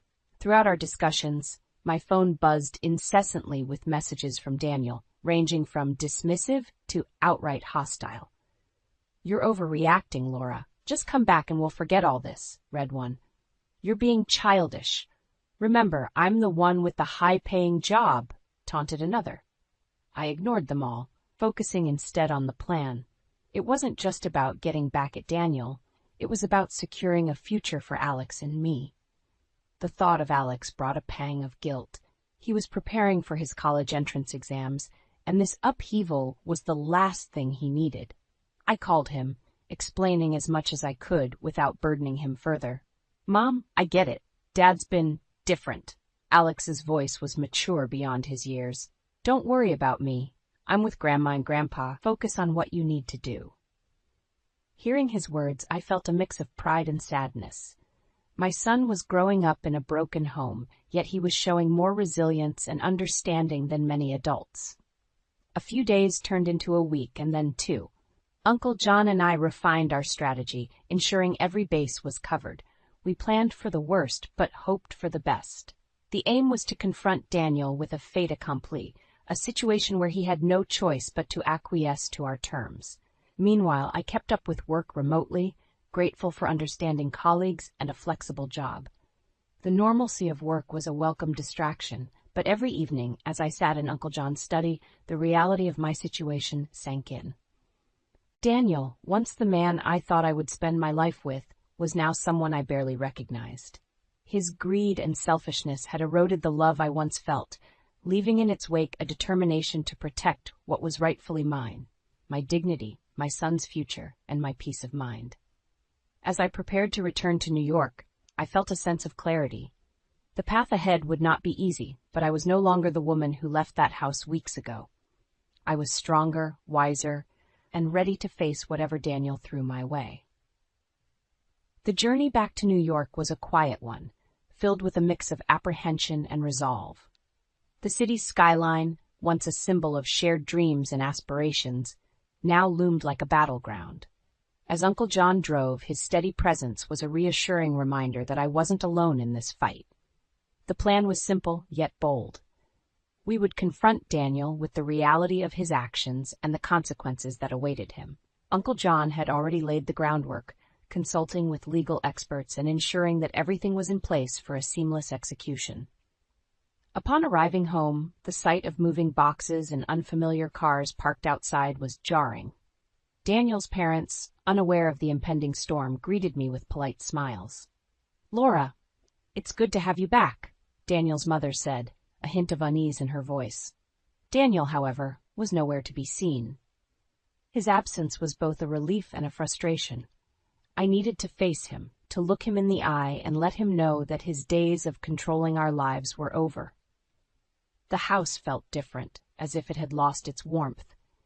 Daniel's parents had made themselves comfortable, but the atmosphere was tense, a silent acknowledgement of the unspoken conflict. I retreated to my room, the same room where I had packed my bags weeks ago. It felt like a lifetime had passed since then. I unpacked my suitcase, each item a symbol of the new life I was carving out for myself and Alex. That evening, as I sat at the dinner table with Daniel's parents, the conversation was strained. They spoke of Daniel in glowing terms, oblivious to his manipulative ways. I nodded and smiled, keeping my true feelings hidden. The time for revelations was not yet here. Later that night, Daniel finally returned. He was surprised to see me, a flicker of uncertainty crossing his face. "Laura, you're back," he said, his tone a mix of surprise and annoyance. "Yes, Daniel, we need to talk," I replied, my voice calm but firm. He scoffed. "What's there to talk about? You left, remember?" I stood my ground. "It's about the house, Daniel, and our future." Daniel laughed, a hollow sound that echoed in the empty room. "What about it? You think you can just come back and everything will be as it was?" "No, Daniel. Things will never be the same, but you need to understand something. This house, it's not just yours to decide on." His expression changed, a hint of worry creeping in. "What do you mean?" I took a deep breath, ready to lay out the reality he was about to face. "This house, it's in my name too, and I've been talking to a lawyer. We have options, Daniel, and none of them look good for you." For a moment, Daniel was speechless. The confident, controlling man I had known was gone, replaced by someone who realized he was no longer in control. "This is just the beginning, Daniel. You thought you could push me out, make decisions without me. But I'm not the same person you thought you could manipulate. I'm fighting back, for me and for Alex." Daniel's face hardened, the reality of the situation setting in. "You can't do this, Laura. I won't let you." But I was resolute. "It's already done, Daniel. You've made your choices, and now you have to live with them." As I left him standing there, a mix of anger and disbelief on his face, I knew that the hardest part was yet to come. But I was ready to reclaim my life, my dignity, and my son's future. The following days were a whirlwind of activity and tense exchanges. Daniel oscillated between anger, disbelief, and desperate attempts to regain control. But with Uncle John's guidance and my newfound resolve, I navigated each challenge with a clarity I never knew I possessed. Daniel's parents, caught in the middle, were a source of unexpected sympathy. His mother, particularly, seemed to sense the gravity of the situation. "Laura, I never realized things were this bad between you two," she confided one afternoon, her eyes filled with concern. "It's been building up for a while," I admitted, finding solace in her understanding. Our conversation was a reminder that Daniel's actions affected more than just us. As the day of reckoning approached, I prepared myself for the final confrontation. Uncle John had arranged for a meeting with Daniel, his parents, and our respective lawyers. The goal was to settle matters as amicably as possible, given the circumstances. The meeting was held in a neutral location, a stark conference room that mirrored the cold reality of our situation. Daniel was already there when I arrived, his posture rigid, his face a mask of defiance. "Let's just get this over with," he muttered as I took my seat opposite him. The lawyers laid out the facts. The house, purchased with contributions from both of our families, was legally co-owned. Daniel's unilateral decisions and his recent behavior had put him in a precarious legal position. As the reality of his situation dawned on him, Daniel's facade began to crumble.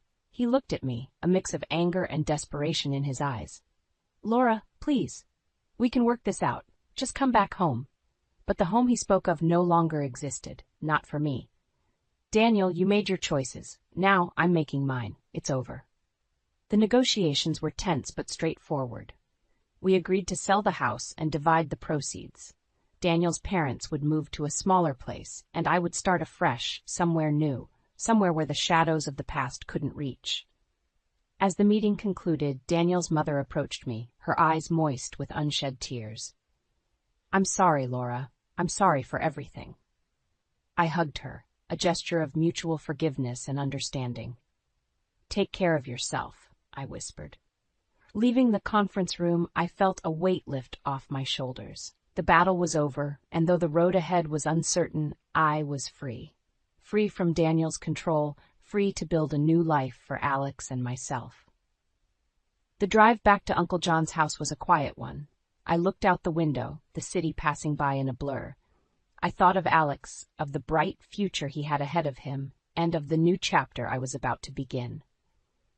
Uncle John broke the silence. "You did well, Laura. I'm proud of you. Thank you, Uncle John, for everything." As we drove on, the sun began to set, casting a warm golden light over the city. It felt like a promise of new beginnings and brighter days ahead. Months had passed since the day I walked away from that conference room, away from a life that was no longer mine. With each passing day, the sense of liberation and self-discovery grew stronger. I was rebuilding my life, piece by piece, on my own terms. The house sold quicker than we had anticipated. With my share of the proceeds, I bought a quaint apartment in a quiet neighborhood, a place where Alex and I could start anew. The walls were adorned with memories, both old and new, each telling the story of our journey. Alex had excelled in his exams, earning a place at his desired university. His resilience and determination were a source of immense pride. We often talked about his future, his dreams, and I saw in his eyes the same hope and ambition that had driven me through my darkest days. I found solace in my work, diving into community nutrition programs and workshops. My experiences had ignited a passion for helping others, for sharing the lessons I had learned about self-care and resilience. Occasionally, I heard news about Daniel through mutual acquaintances. He had moved into a smaller place, his lifestyle drastically changed. There was no joy in hearing of his struggles, only a quiet acknowledgement that the choices we make shape our lives. Uncle John remained a pillar of support, his wisdom and guidance a constant in my life. We often met for coffee, discussing everything from politics to philosophy. He had been more than just a mentor through my ordeal. He had become a true friend. As I sat in my new living room, the evening sun casting a warm glow through the window, I reflected on the journey I had been through. The pain, the betrayal, the fight for my rights, it had all led me to this moment, a moment of peace and contentment. I had learned that strength comes not from what we endure, but from how we rise above it. I had faced my fears, stood up for myself and my son, and in doing so, had found a sense of purpose and self-worth that no one could take away. The phone rang, jolting me from my thoughts. It was Alex, his voice bright and full of excitement. "Mom, I got an internship. It's exactly what I was hoping for." I smiled, my heart swelling with pride. "That's wonderful, Alex. I'm so proud of you." As we chatted, I realized this was what true happiness felt like. It wasn't about a perfect life. It was about a life lived with integrity, resilience, and love. The chapter with Daniel had closed, but a new one was just beginning. A chapter filled with hope, possibilities, and the promise of a future crafted by our own hands. And so, As the sun set, casting long shadows across the room, I knew that no matter what the future held, Alex and I would face it together, stronger and wiser than ever before.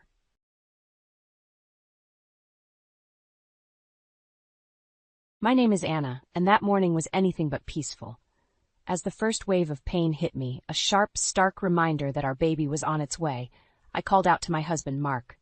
"Mark, it's time," I gasped, clutching my swollen belly. He stumbled into the room, his eyes wide with a mixture of excitement and fear. Okay, let's go," he muttered, helping me to my feet. But before we could take another step, his phone rang. It was his mother, Evelyn. Despite my increasingly intense contractions, Mark answered the phone. "Mom? Now?" He hesitated, glancing at me with an apologetic look. I couldn't believe it. My husband, the man who had promised to be by my side through thick and thin, was considering abandoning me at this crucial moment. "Mark, please," I pleaded. "We need to go to the hospital."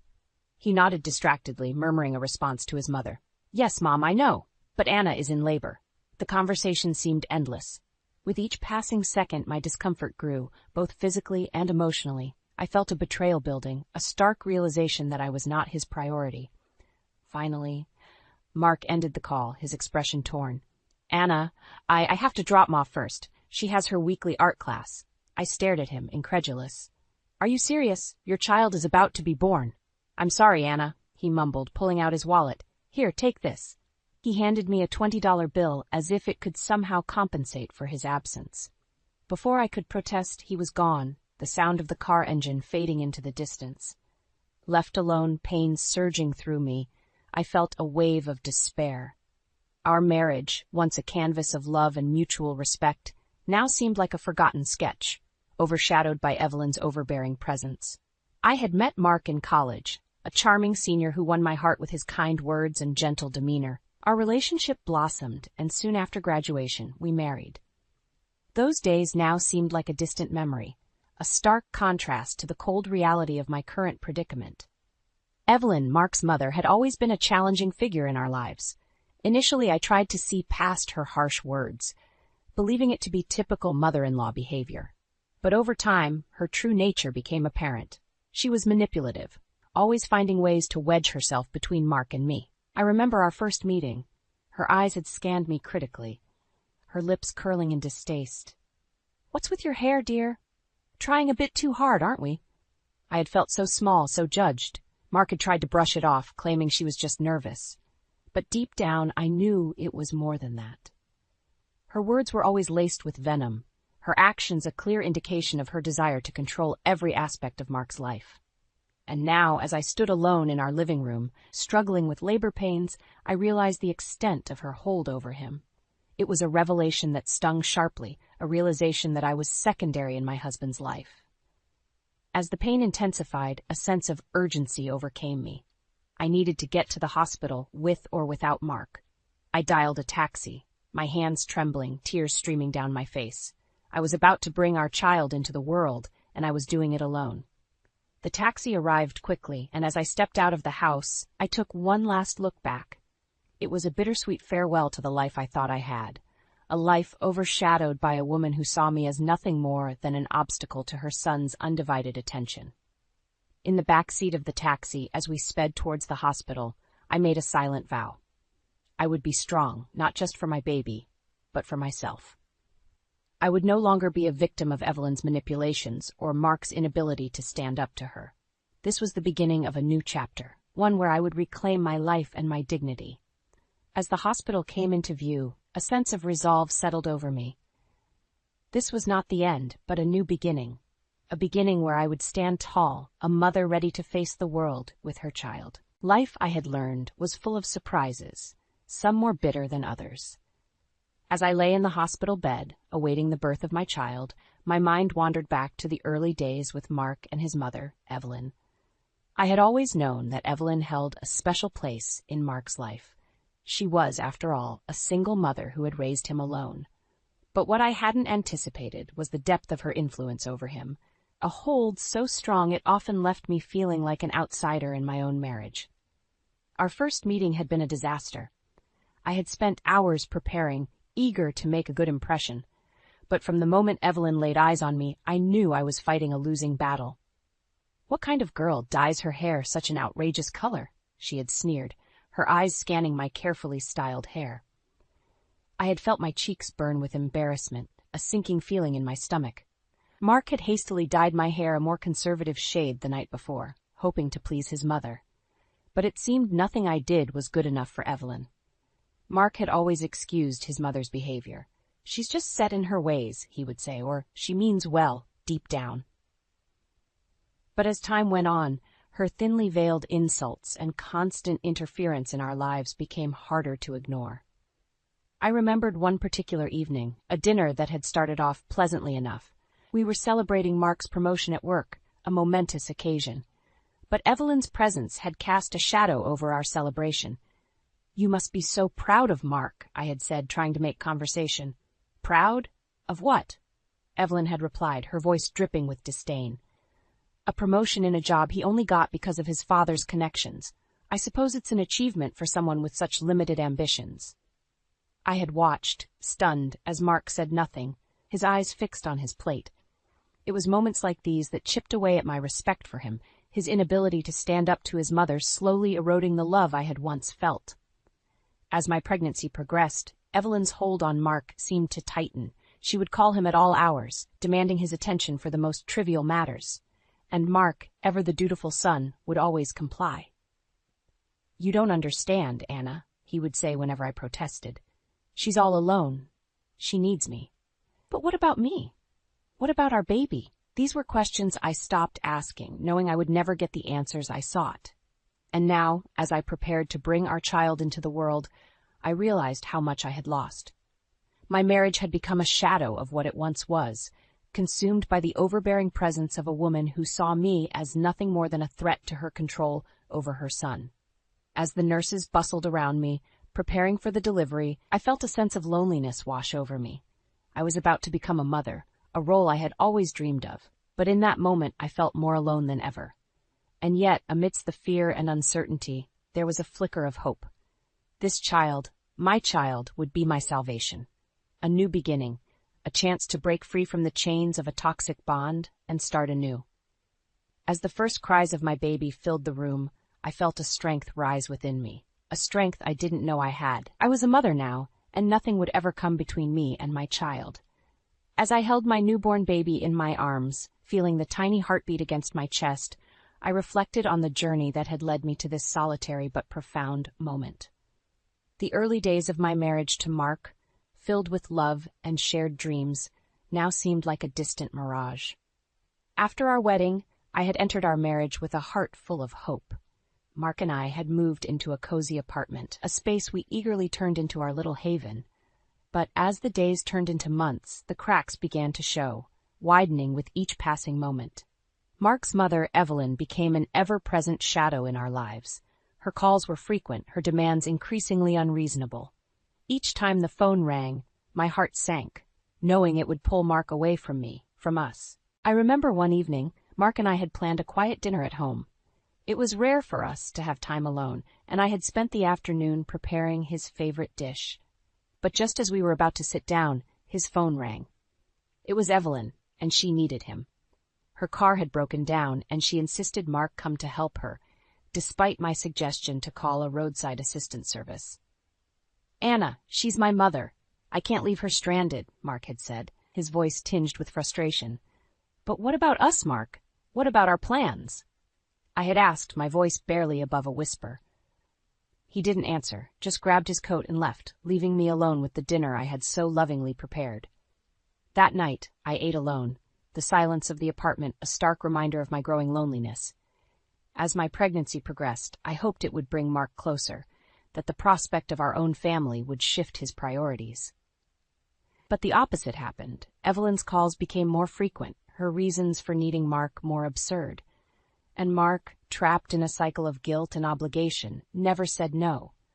I tried to talk to him, to make him see how his actions were affecting our marriage, but my words fell on deaf ears.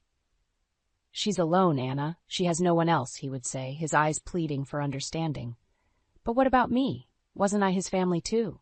These were questions I asked myself every night as I lay in bed, Mark often absent. attending to his mother's latest crisis. And then, the day my water broke, the day that should have been the happiest of our lives, Mark chose Evelyn over me, over our baby. It was a betrayal that cut deeper than any of her harsh words or his broken promises. In the hospital, cradling my baby, I made a decision. I would no longer be a bystander in my own life, watching as others dictated my happiness. I would stand up for myself, for my child.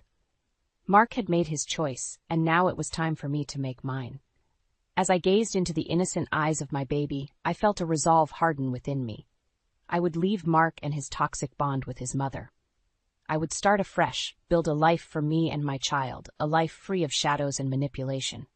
My baby's soft cooing brought me back to the present, a gentle reminder of the new path that lay ahead. A path filled with challenges, no doubt, but also with the promise of freedom and a new beginning. As the first light of dawn broke through the hospital window, casting a warm glow over us, I knew that this was the start of something new. A journey of resilience and self-discovery, a journey where I would no longer be just Anna, but a mother, strong and undeterred. The day I was abandoned by my husband on the way to the hospital, my world shifted irreversibly. Lying in the hospital bed, cradling my newborn, I couldn't help but replay that day over and over in my mind. It started like any other day, except for the undercurrent of excitement and anticipation. The baby was due any day now, and every moment felt charged with the promise of new life. But when my water broke, that excitement turned to fear and urgency. Mark's reaction was a mix of panic and concern, but it was quickly overshadowed by his mother's timely interruption, the phone call that changed everything. Evelyn needed him, and despite the critical nature of our situation, Mark chose to respond to her call. I remember feeling a mix of disbelief and despair as he explained, his voice strained, "Anna, I promised to help Mom. She's waiting for me." "But Mark, I'm in labor. We need to go to the hospital now." My voice was a mixture of pain and pleading. He hesitated, torn, but then his resolve faltered. "I'm sorry, Anna. I'll be back as soon as I can. Here, take this for a taxi." He pressed a $20 bill into my hand, a paltry sum that felt like an insult in the enormity of the moment. As he drove away, leaving me alone and vulnerable on the verge of childbirth, I realized the bitter truth. My husband, the man I had loved and trusted, had chosen his mother over his wife and unborn child. The taxi ride to the hospital was a blur of pain and tears. I was alone, save for the sympathetic driver who tried his best to comfort me. His kindness was a small solace in the overwhelming sense of betrayal and abandonment I felt. In the hospital, as I labored to bring our child into the world, the absence of my husband was a gaping wound. The pain of childbirth was nothing compared to the heartache of his betrayal. But in that moment of intense vulnerability, I found an inner strength I didn't know I possessed. I was doing this alone, but I was doing it. With every contraction, every push, I was not only bringing new life into the world, but also birthing a new version of myself. When my baby finally arrived, the sound of his first cry was the sweetest music I had ever heard. As I held him in my arms, I knew that our journey together would be filled with challenges, but also with immeasurable love and joy. Mark's absence in those crucial hours spoke louder than any words he had ever said. It was a clear message that his loyalties lay elsewhere, not with the family we had created together. As I gazed down at my baby, a sense of determination settled over me. I would not let Mark's choices define us. We would move forward, just the two of us, and create a life filled with the love and stability that my child deserved. That day, I not only became a mother, but also made a vow to myself and my baby. We would no longer be secondary in someone else's life. We would be our own priority, our own family, and nothing would ever come between that. The first rays of morning light streamed through the hospital window, casting a gentle glow on the tiny face of my son. As I watched him sleep peacefully in my arms, a sense of clarity washed over me. I had crossed a threshold, stepping into a world where I was no longer just Anna, but a mother determined to forge a path filled with love and security for my child. The events of the previous day, with Mark's unfathomable decision to abandon me in my hour of need, still stung with fresh pain. Yet, as I looked at my son, I knew that this pain was not just an end but a beginning too. A beginning of a life where I was the sole architect of my destiny. I remembered waking up, still groggy from the exhaustion of childbirth, to find the room empty. There was no sign of Mark. The realization that he had not been there to witness the birth of our child, to share in the joy and awe of this miracle, was a sobering reminder of the reality I faced. As the morning progressed, my resolve strengthened. I knew I had to make decisions, not just for myself, but for the tiny life that depended on me. The first was to move out of the home I shared with Mark, and to seek the comfort and support of my own family. When Mark finally arrived, late in the afternoon, his face etched with concern and guilt, it was too late. The sight of him, once a source of comfort, now only brought a sense of betrayal. "Anna, I'm so sorry. I should have been here," he began, his voice trembling. But I cut him off, my own voice steady despite the turmoil inside. "Mark, you made your choice, and now I've made mine. I can't trust you to be there for us, not when it truly matters." The hurt in his eyes was evident, but the time for apologies and excuses had passed. As he looked at our son, a flicker of longing crossed his face, but I knew that longing was not enough. Can I hold him?" Mark asked hesitantly. I hesitated, torn between the desire to let him bond with his son and the need to protect my child from future hurt. But in the end, I handed our son to him, watching as Mark held him with a tenderness that contrasted sharply with his earlier abandonment. After a few moments, I took my son back, my decision firm. "Mark, I'll be going to my parents' house. We need space and time to figure things out." Mark nodded, the realization of the gravity of the situation dawning on him. "I understand. I'll give you whatever space you need." As I made arrangements for my discharge and subsequent move, I felt a sense of empowerment. I was taking control of my life, making choices that were right for me and my son. The journey ahead would be challenging, but I was ready to face it head-on.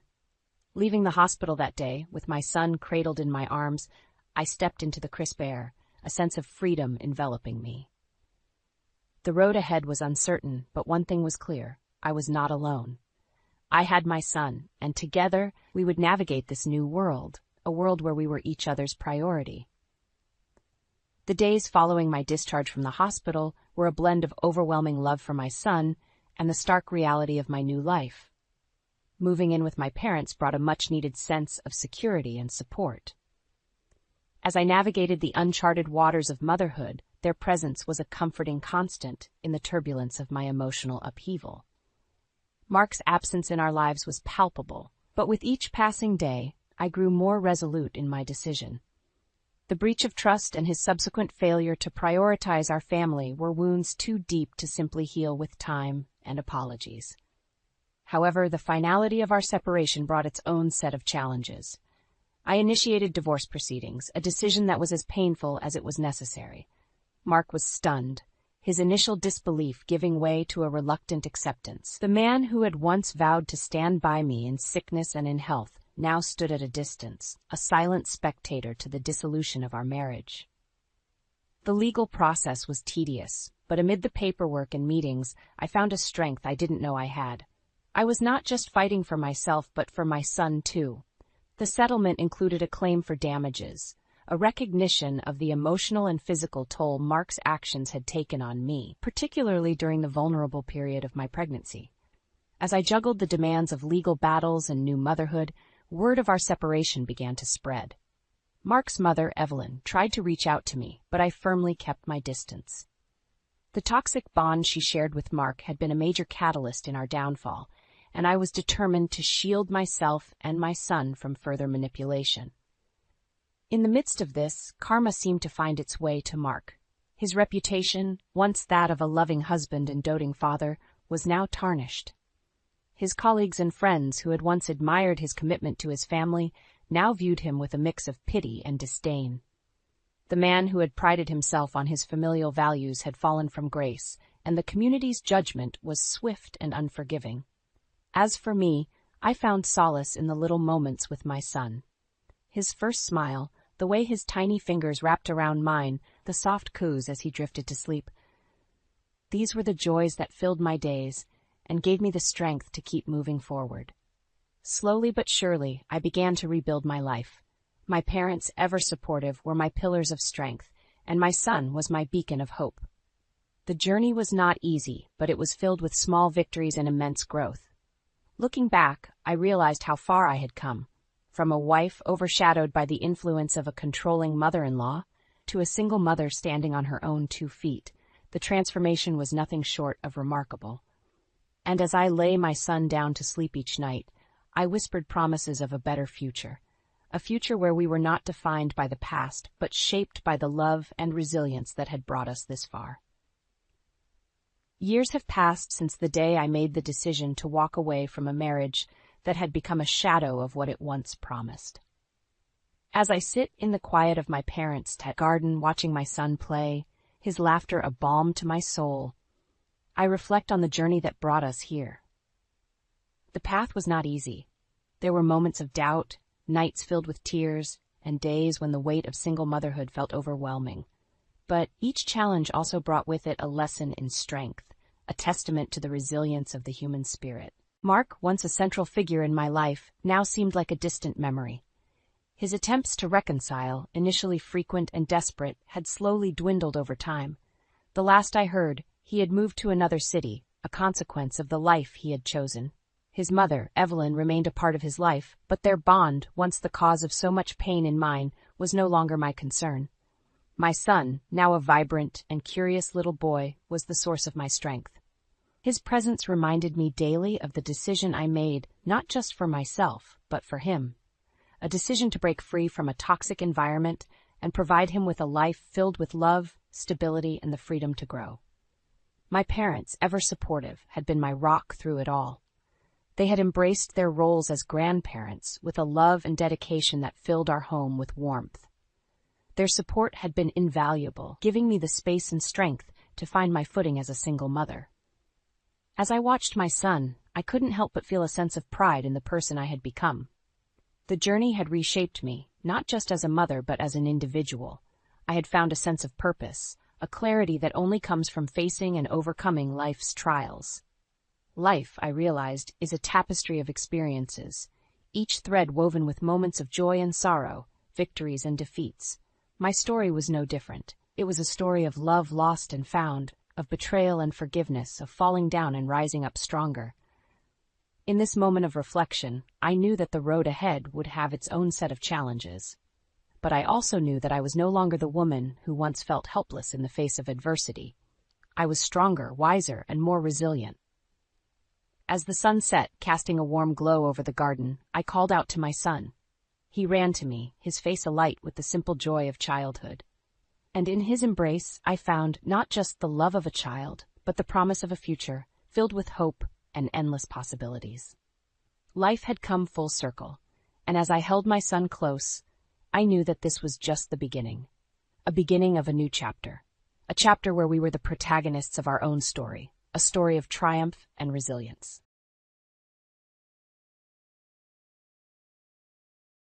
I want a divorce, Elizabeth.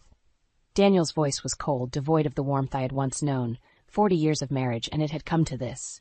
I looked at him, his face illuminated by the flickering light above us. Why, Daniel? After all these years, why now? He avoided my gaze, his eyes fixed on the divorce papers he had nonchalantly placed on the table. I've met someone else, he said bluntly. Someone younger, more vibrant. The word vibrant stung me. Wasn't I vibrant enough when I was juggling jobs to pay our bills? Wasn't I vibrant when I nursed his ailing father, our child clinging to my skirt? I wanted to scream, to let out the frustration that had been building up for years. But I didn't. Instead, I took a deep breath and asked, "And what about me, Daniel? What about what I want?" "What you want," he scoffed. "You should have thought about that before becoming so complacent." Complacent. The word hit me like a slap. All those years of putting his needs above mine, of sacrificing my dreams for our family, and this was how he saw me. I felt a tear trickle down my cheek, but I quickly wiped it away.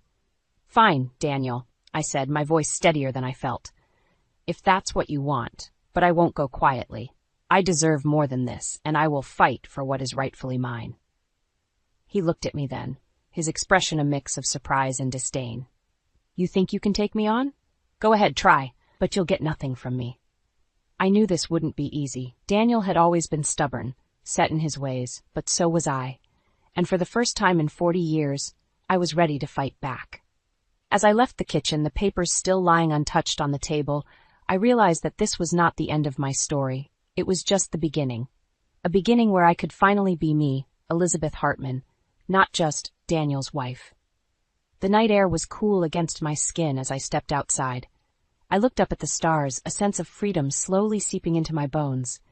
Yes, this was just the beginning, and I was ready for whatever lay ahead. I sat by the window of my modest apartment, a cup of lukewarm tea in my hands, gazing into the past. The early days with Daniel seemed like a different life, a different Elizabeth. Back then I was Elizabeth Martin, full of dreams and aspirations. We met at a friend's party, a casual encounter that blossomed into something more. Daniel was charming, his laughter infectious. I was captivated, believing we could build a wonderful life together. I was 24, he was 29, and the world seemed full of possibilities. Our wedding was a simple affair, but it was ours, and that made it perfect. We moved into a small apartment, our first home, filled with love and laughter. But the laughter soon faded, replaced by the harsh realities of life. Daniel's job was never stable. He drifted from one position to another, his salary barely covering his personal expenses. It fell on me to bear the financial burden. I took up a job as an administrative assistant, working long hours to ensure our bills were paid. "You're late again, Elizabeth," Daniel would complain as I walked in, exhausted. "I'm hungry." "There's food in the fridge," I'd reply, trying to keep the frustration out of my voice. "I'm not your roommate, Elizabeth. I'm your husband. You should take care of me," he'd retort, his words like daggers to my heart. I remember one particularly grueling day when I came home to find the apartment in disarray. "Why haven't you cleaned up?" I asked, struggling to keep the tremor out of my voice. "Cleaning? That's a woman's job, isn't it?" Daniel replied nonchalantly, not even looking up from the TV. I felt a surge of anger, but suppressed it. This was my husband, the man I had vowed to love and cherish. But as the days turned into months and the months into years, that love was tested, strained to its limits by his constant disregard and entitlement. I often lay awake at night, wondering if this was all life had to offer. Was I destined to spend my days catering to a man who saw me not as a partner but as a convenience? As I sipped my tea, the bitter taste mingling with my bitter memories, I realized that those early years were not just about financial struggles. They were about losing myself, piece by piece, to a marriage that was slowly suffocating me. But now, as I sat alone, I felt a flicker of hope. I had a chance to reclaim those lost pieces, to find the Elizabeth who had dreams and aspirations. It was time to rediscover myself, away from the shadow of Daniel Hartman. The years rolled on, each one like a wave eroding the shore of my self-worth. I remember the day we moved into Daniel's father's house. It was supposed to be a temporary arrangement, a way to save money, but it became a permanent fixture of our lives, a testament to the sacrifices I made for the family. Daniel's father, Robert, was a stern man. He had never approved of me, seeing me as an inadequate match for his son. Living under his roof only intensified his disdain. "A woman's place is in the home," he'd often say, casting a critical eye over my work attire. I tried to juggle my job and my responsibilities at home, but it was never enough. Daniel's expectations grew, his criticisms sharper. Why is dinner always late? Why is the house never clean? The questions were like lashes, each one leaving a mark. When our daughter Emily was born, the joy of motherhood was overshadowed by the mounting pressures. I remember holding her in my arms, her tiny fingers wrapped around mine, and wondering how I would manage. Daniel's contribution to parenting was minimal, leaving me to balance work, home, and a newborn. The years with Robert were challenging. His health began to decline, and the responsibility of his care fell to me. Daniel's excuses were always the same. "I'm too busy with work," or "I don't know how to take care of him." I remember one evening after a particularly grueling day, I sat beside Robert's bed, feeding him his dinner. His hands trembled as he tried to grasp the spoon, his pride warring with his frailty. "Thank you, Elizabeth," he murmured, a rare moment of kindness in our strained relationship. It was in these small moments that I found the strength to continue. But the burden was heavy, a weight that pressed down on me, squeezing the joy out of my life. As Emily grew, she became my beacon of hope, her laughter a balm to my weary soul.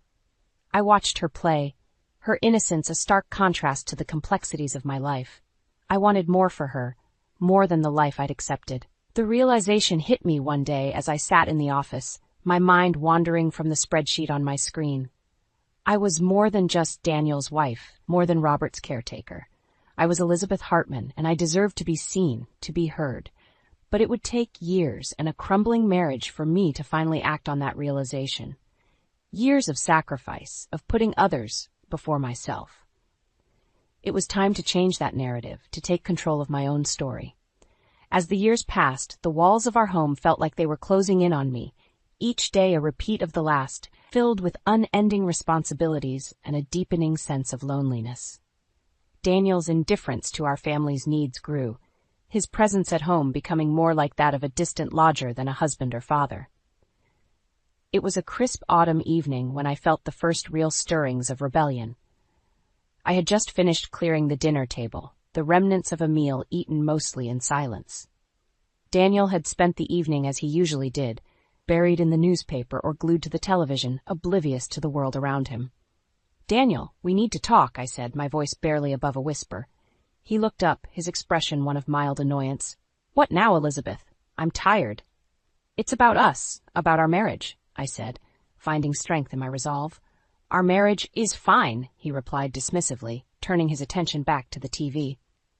"No, it's not fine. It hasn't been fine for a long time," I countered, feeling a surge of frustration. He sighed, setting down the remote.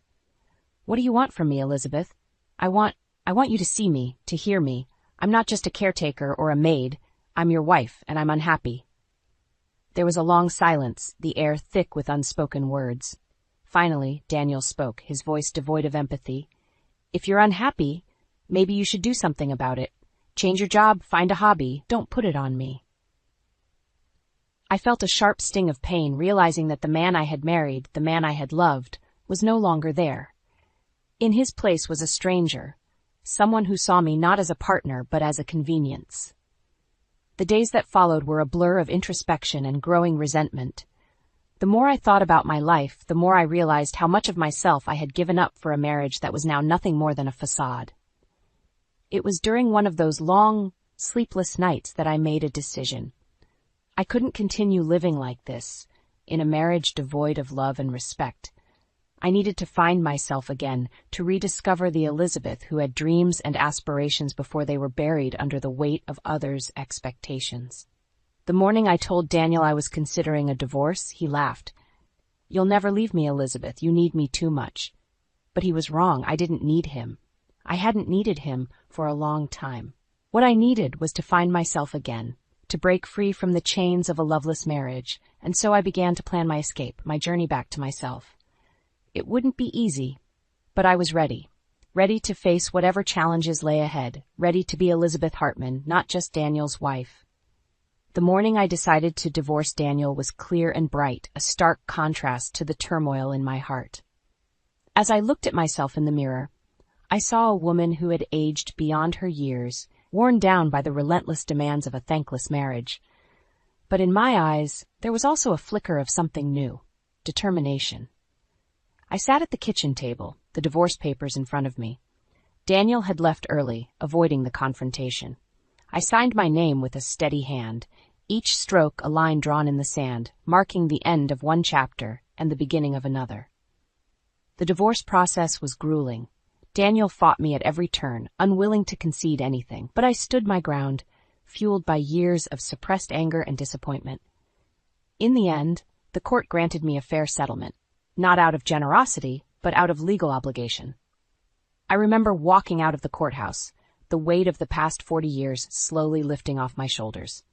I was free, but freedom came with its own set of challenges.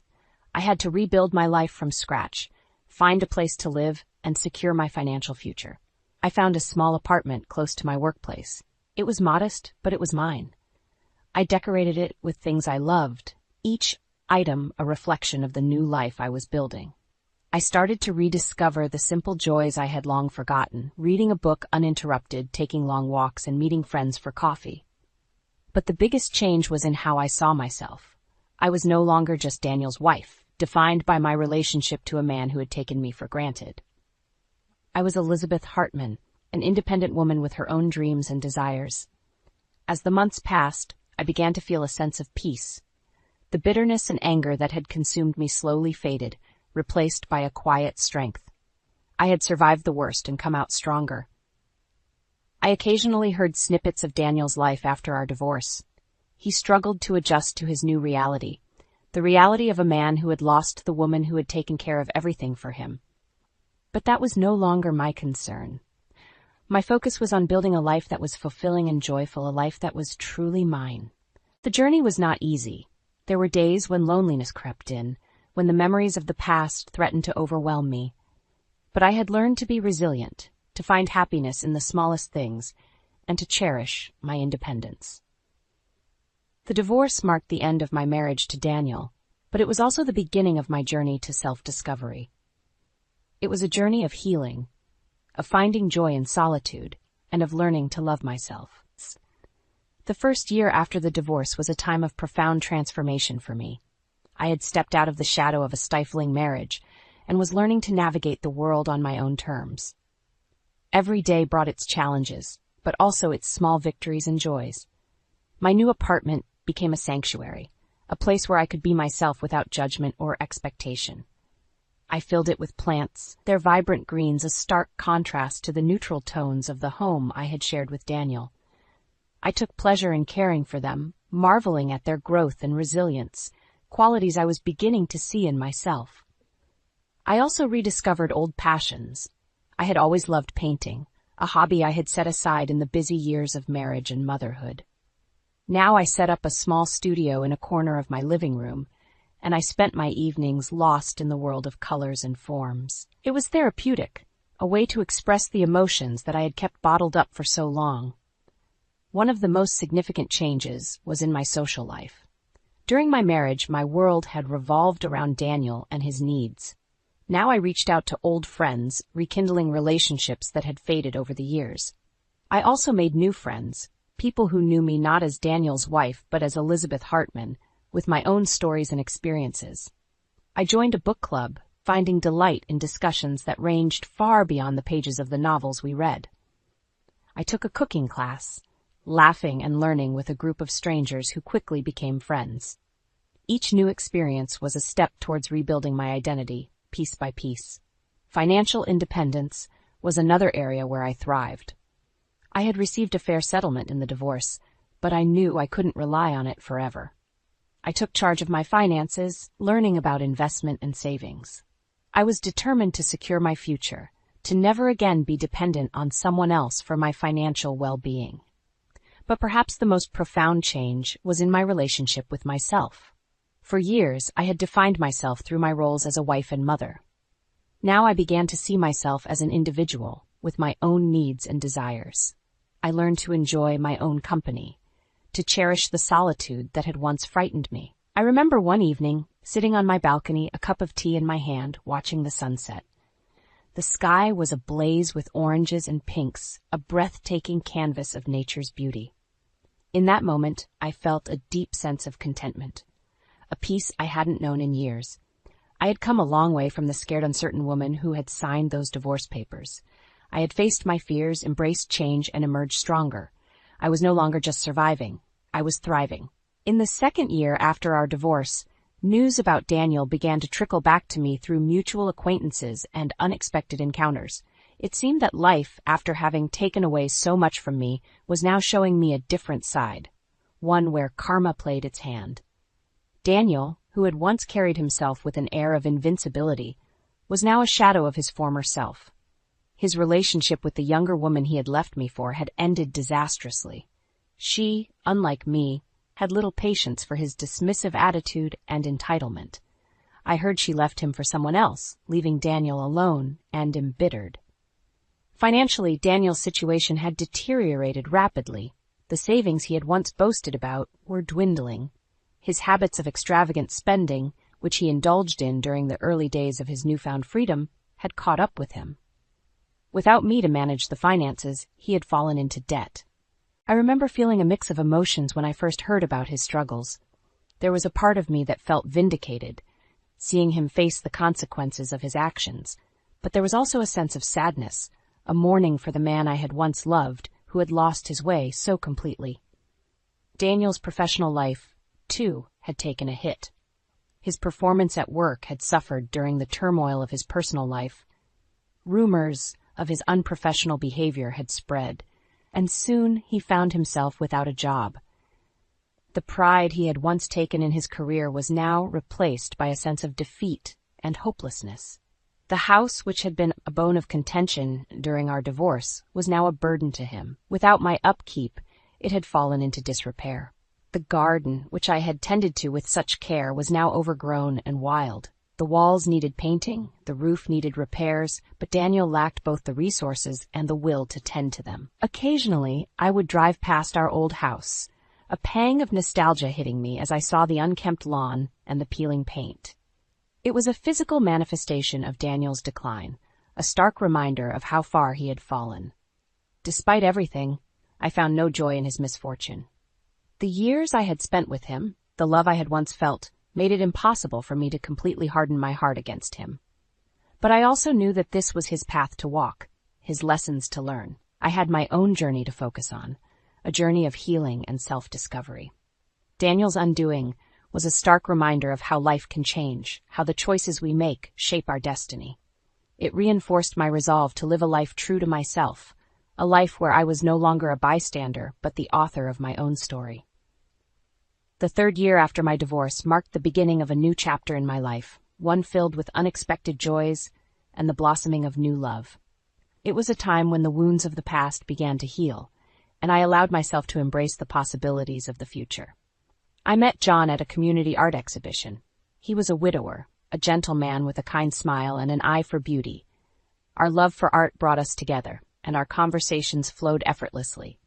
He had a way of listening that made me feel heard, truly heard, for the first time in years. John, like me, had experienced loss and heartache. His wife had passed away after a long illness, leaving him to navigate the complexities of life alone.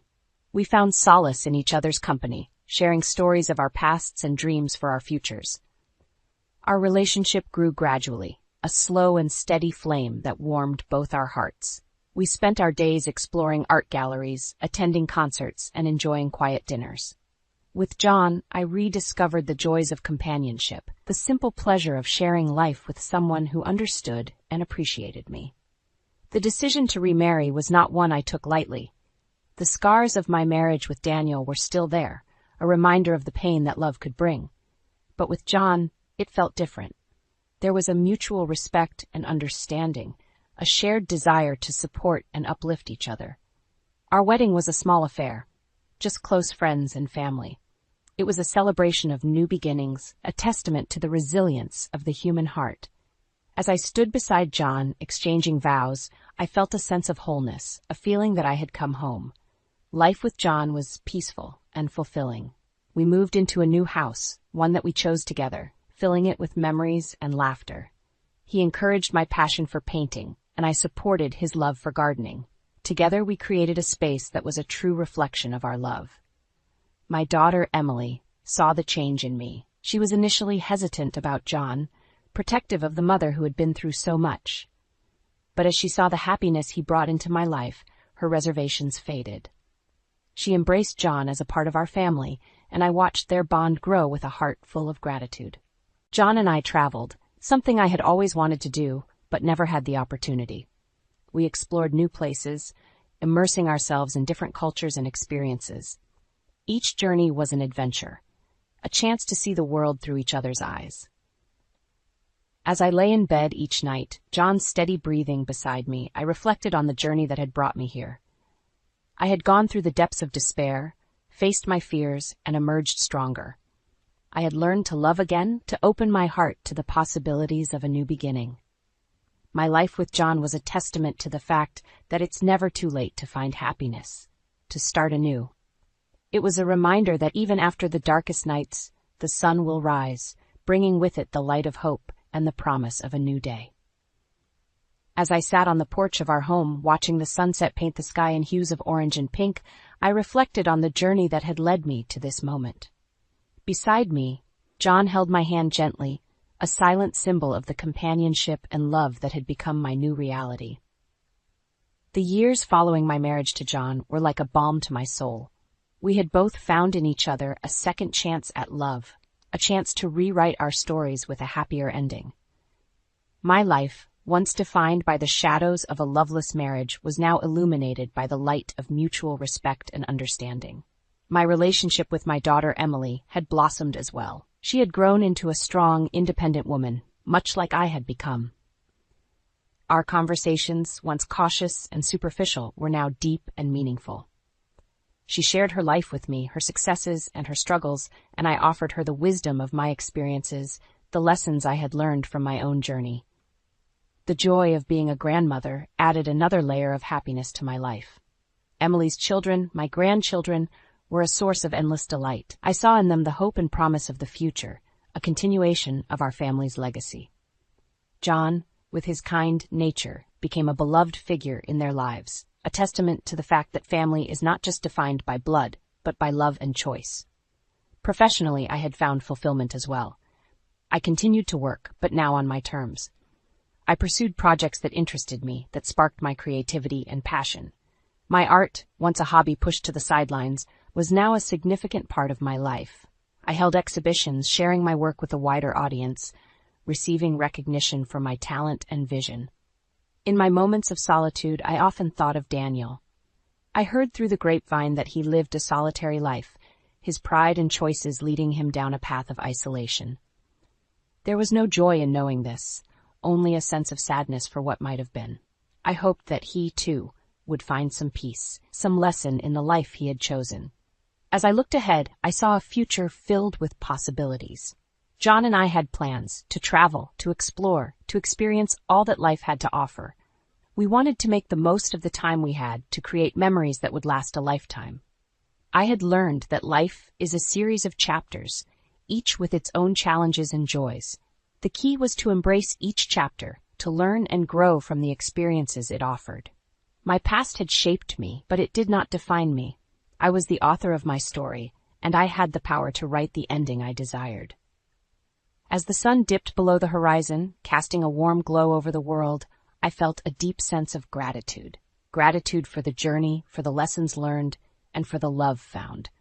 My story was one of resilience, of finding strength in adversity, and of the redemptive power of love. And as the stars began to twinkle in the evening sky, I knew that my story was far from over. It was just beginning.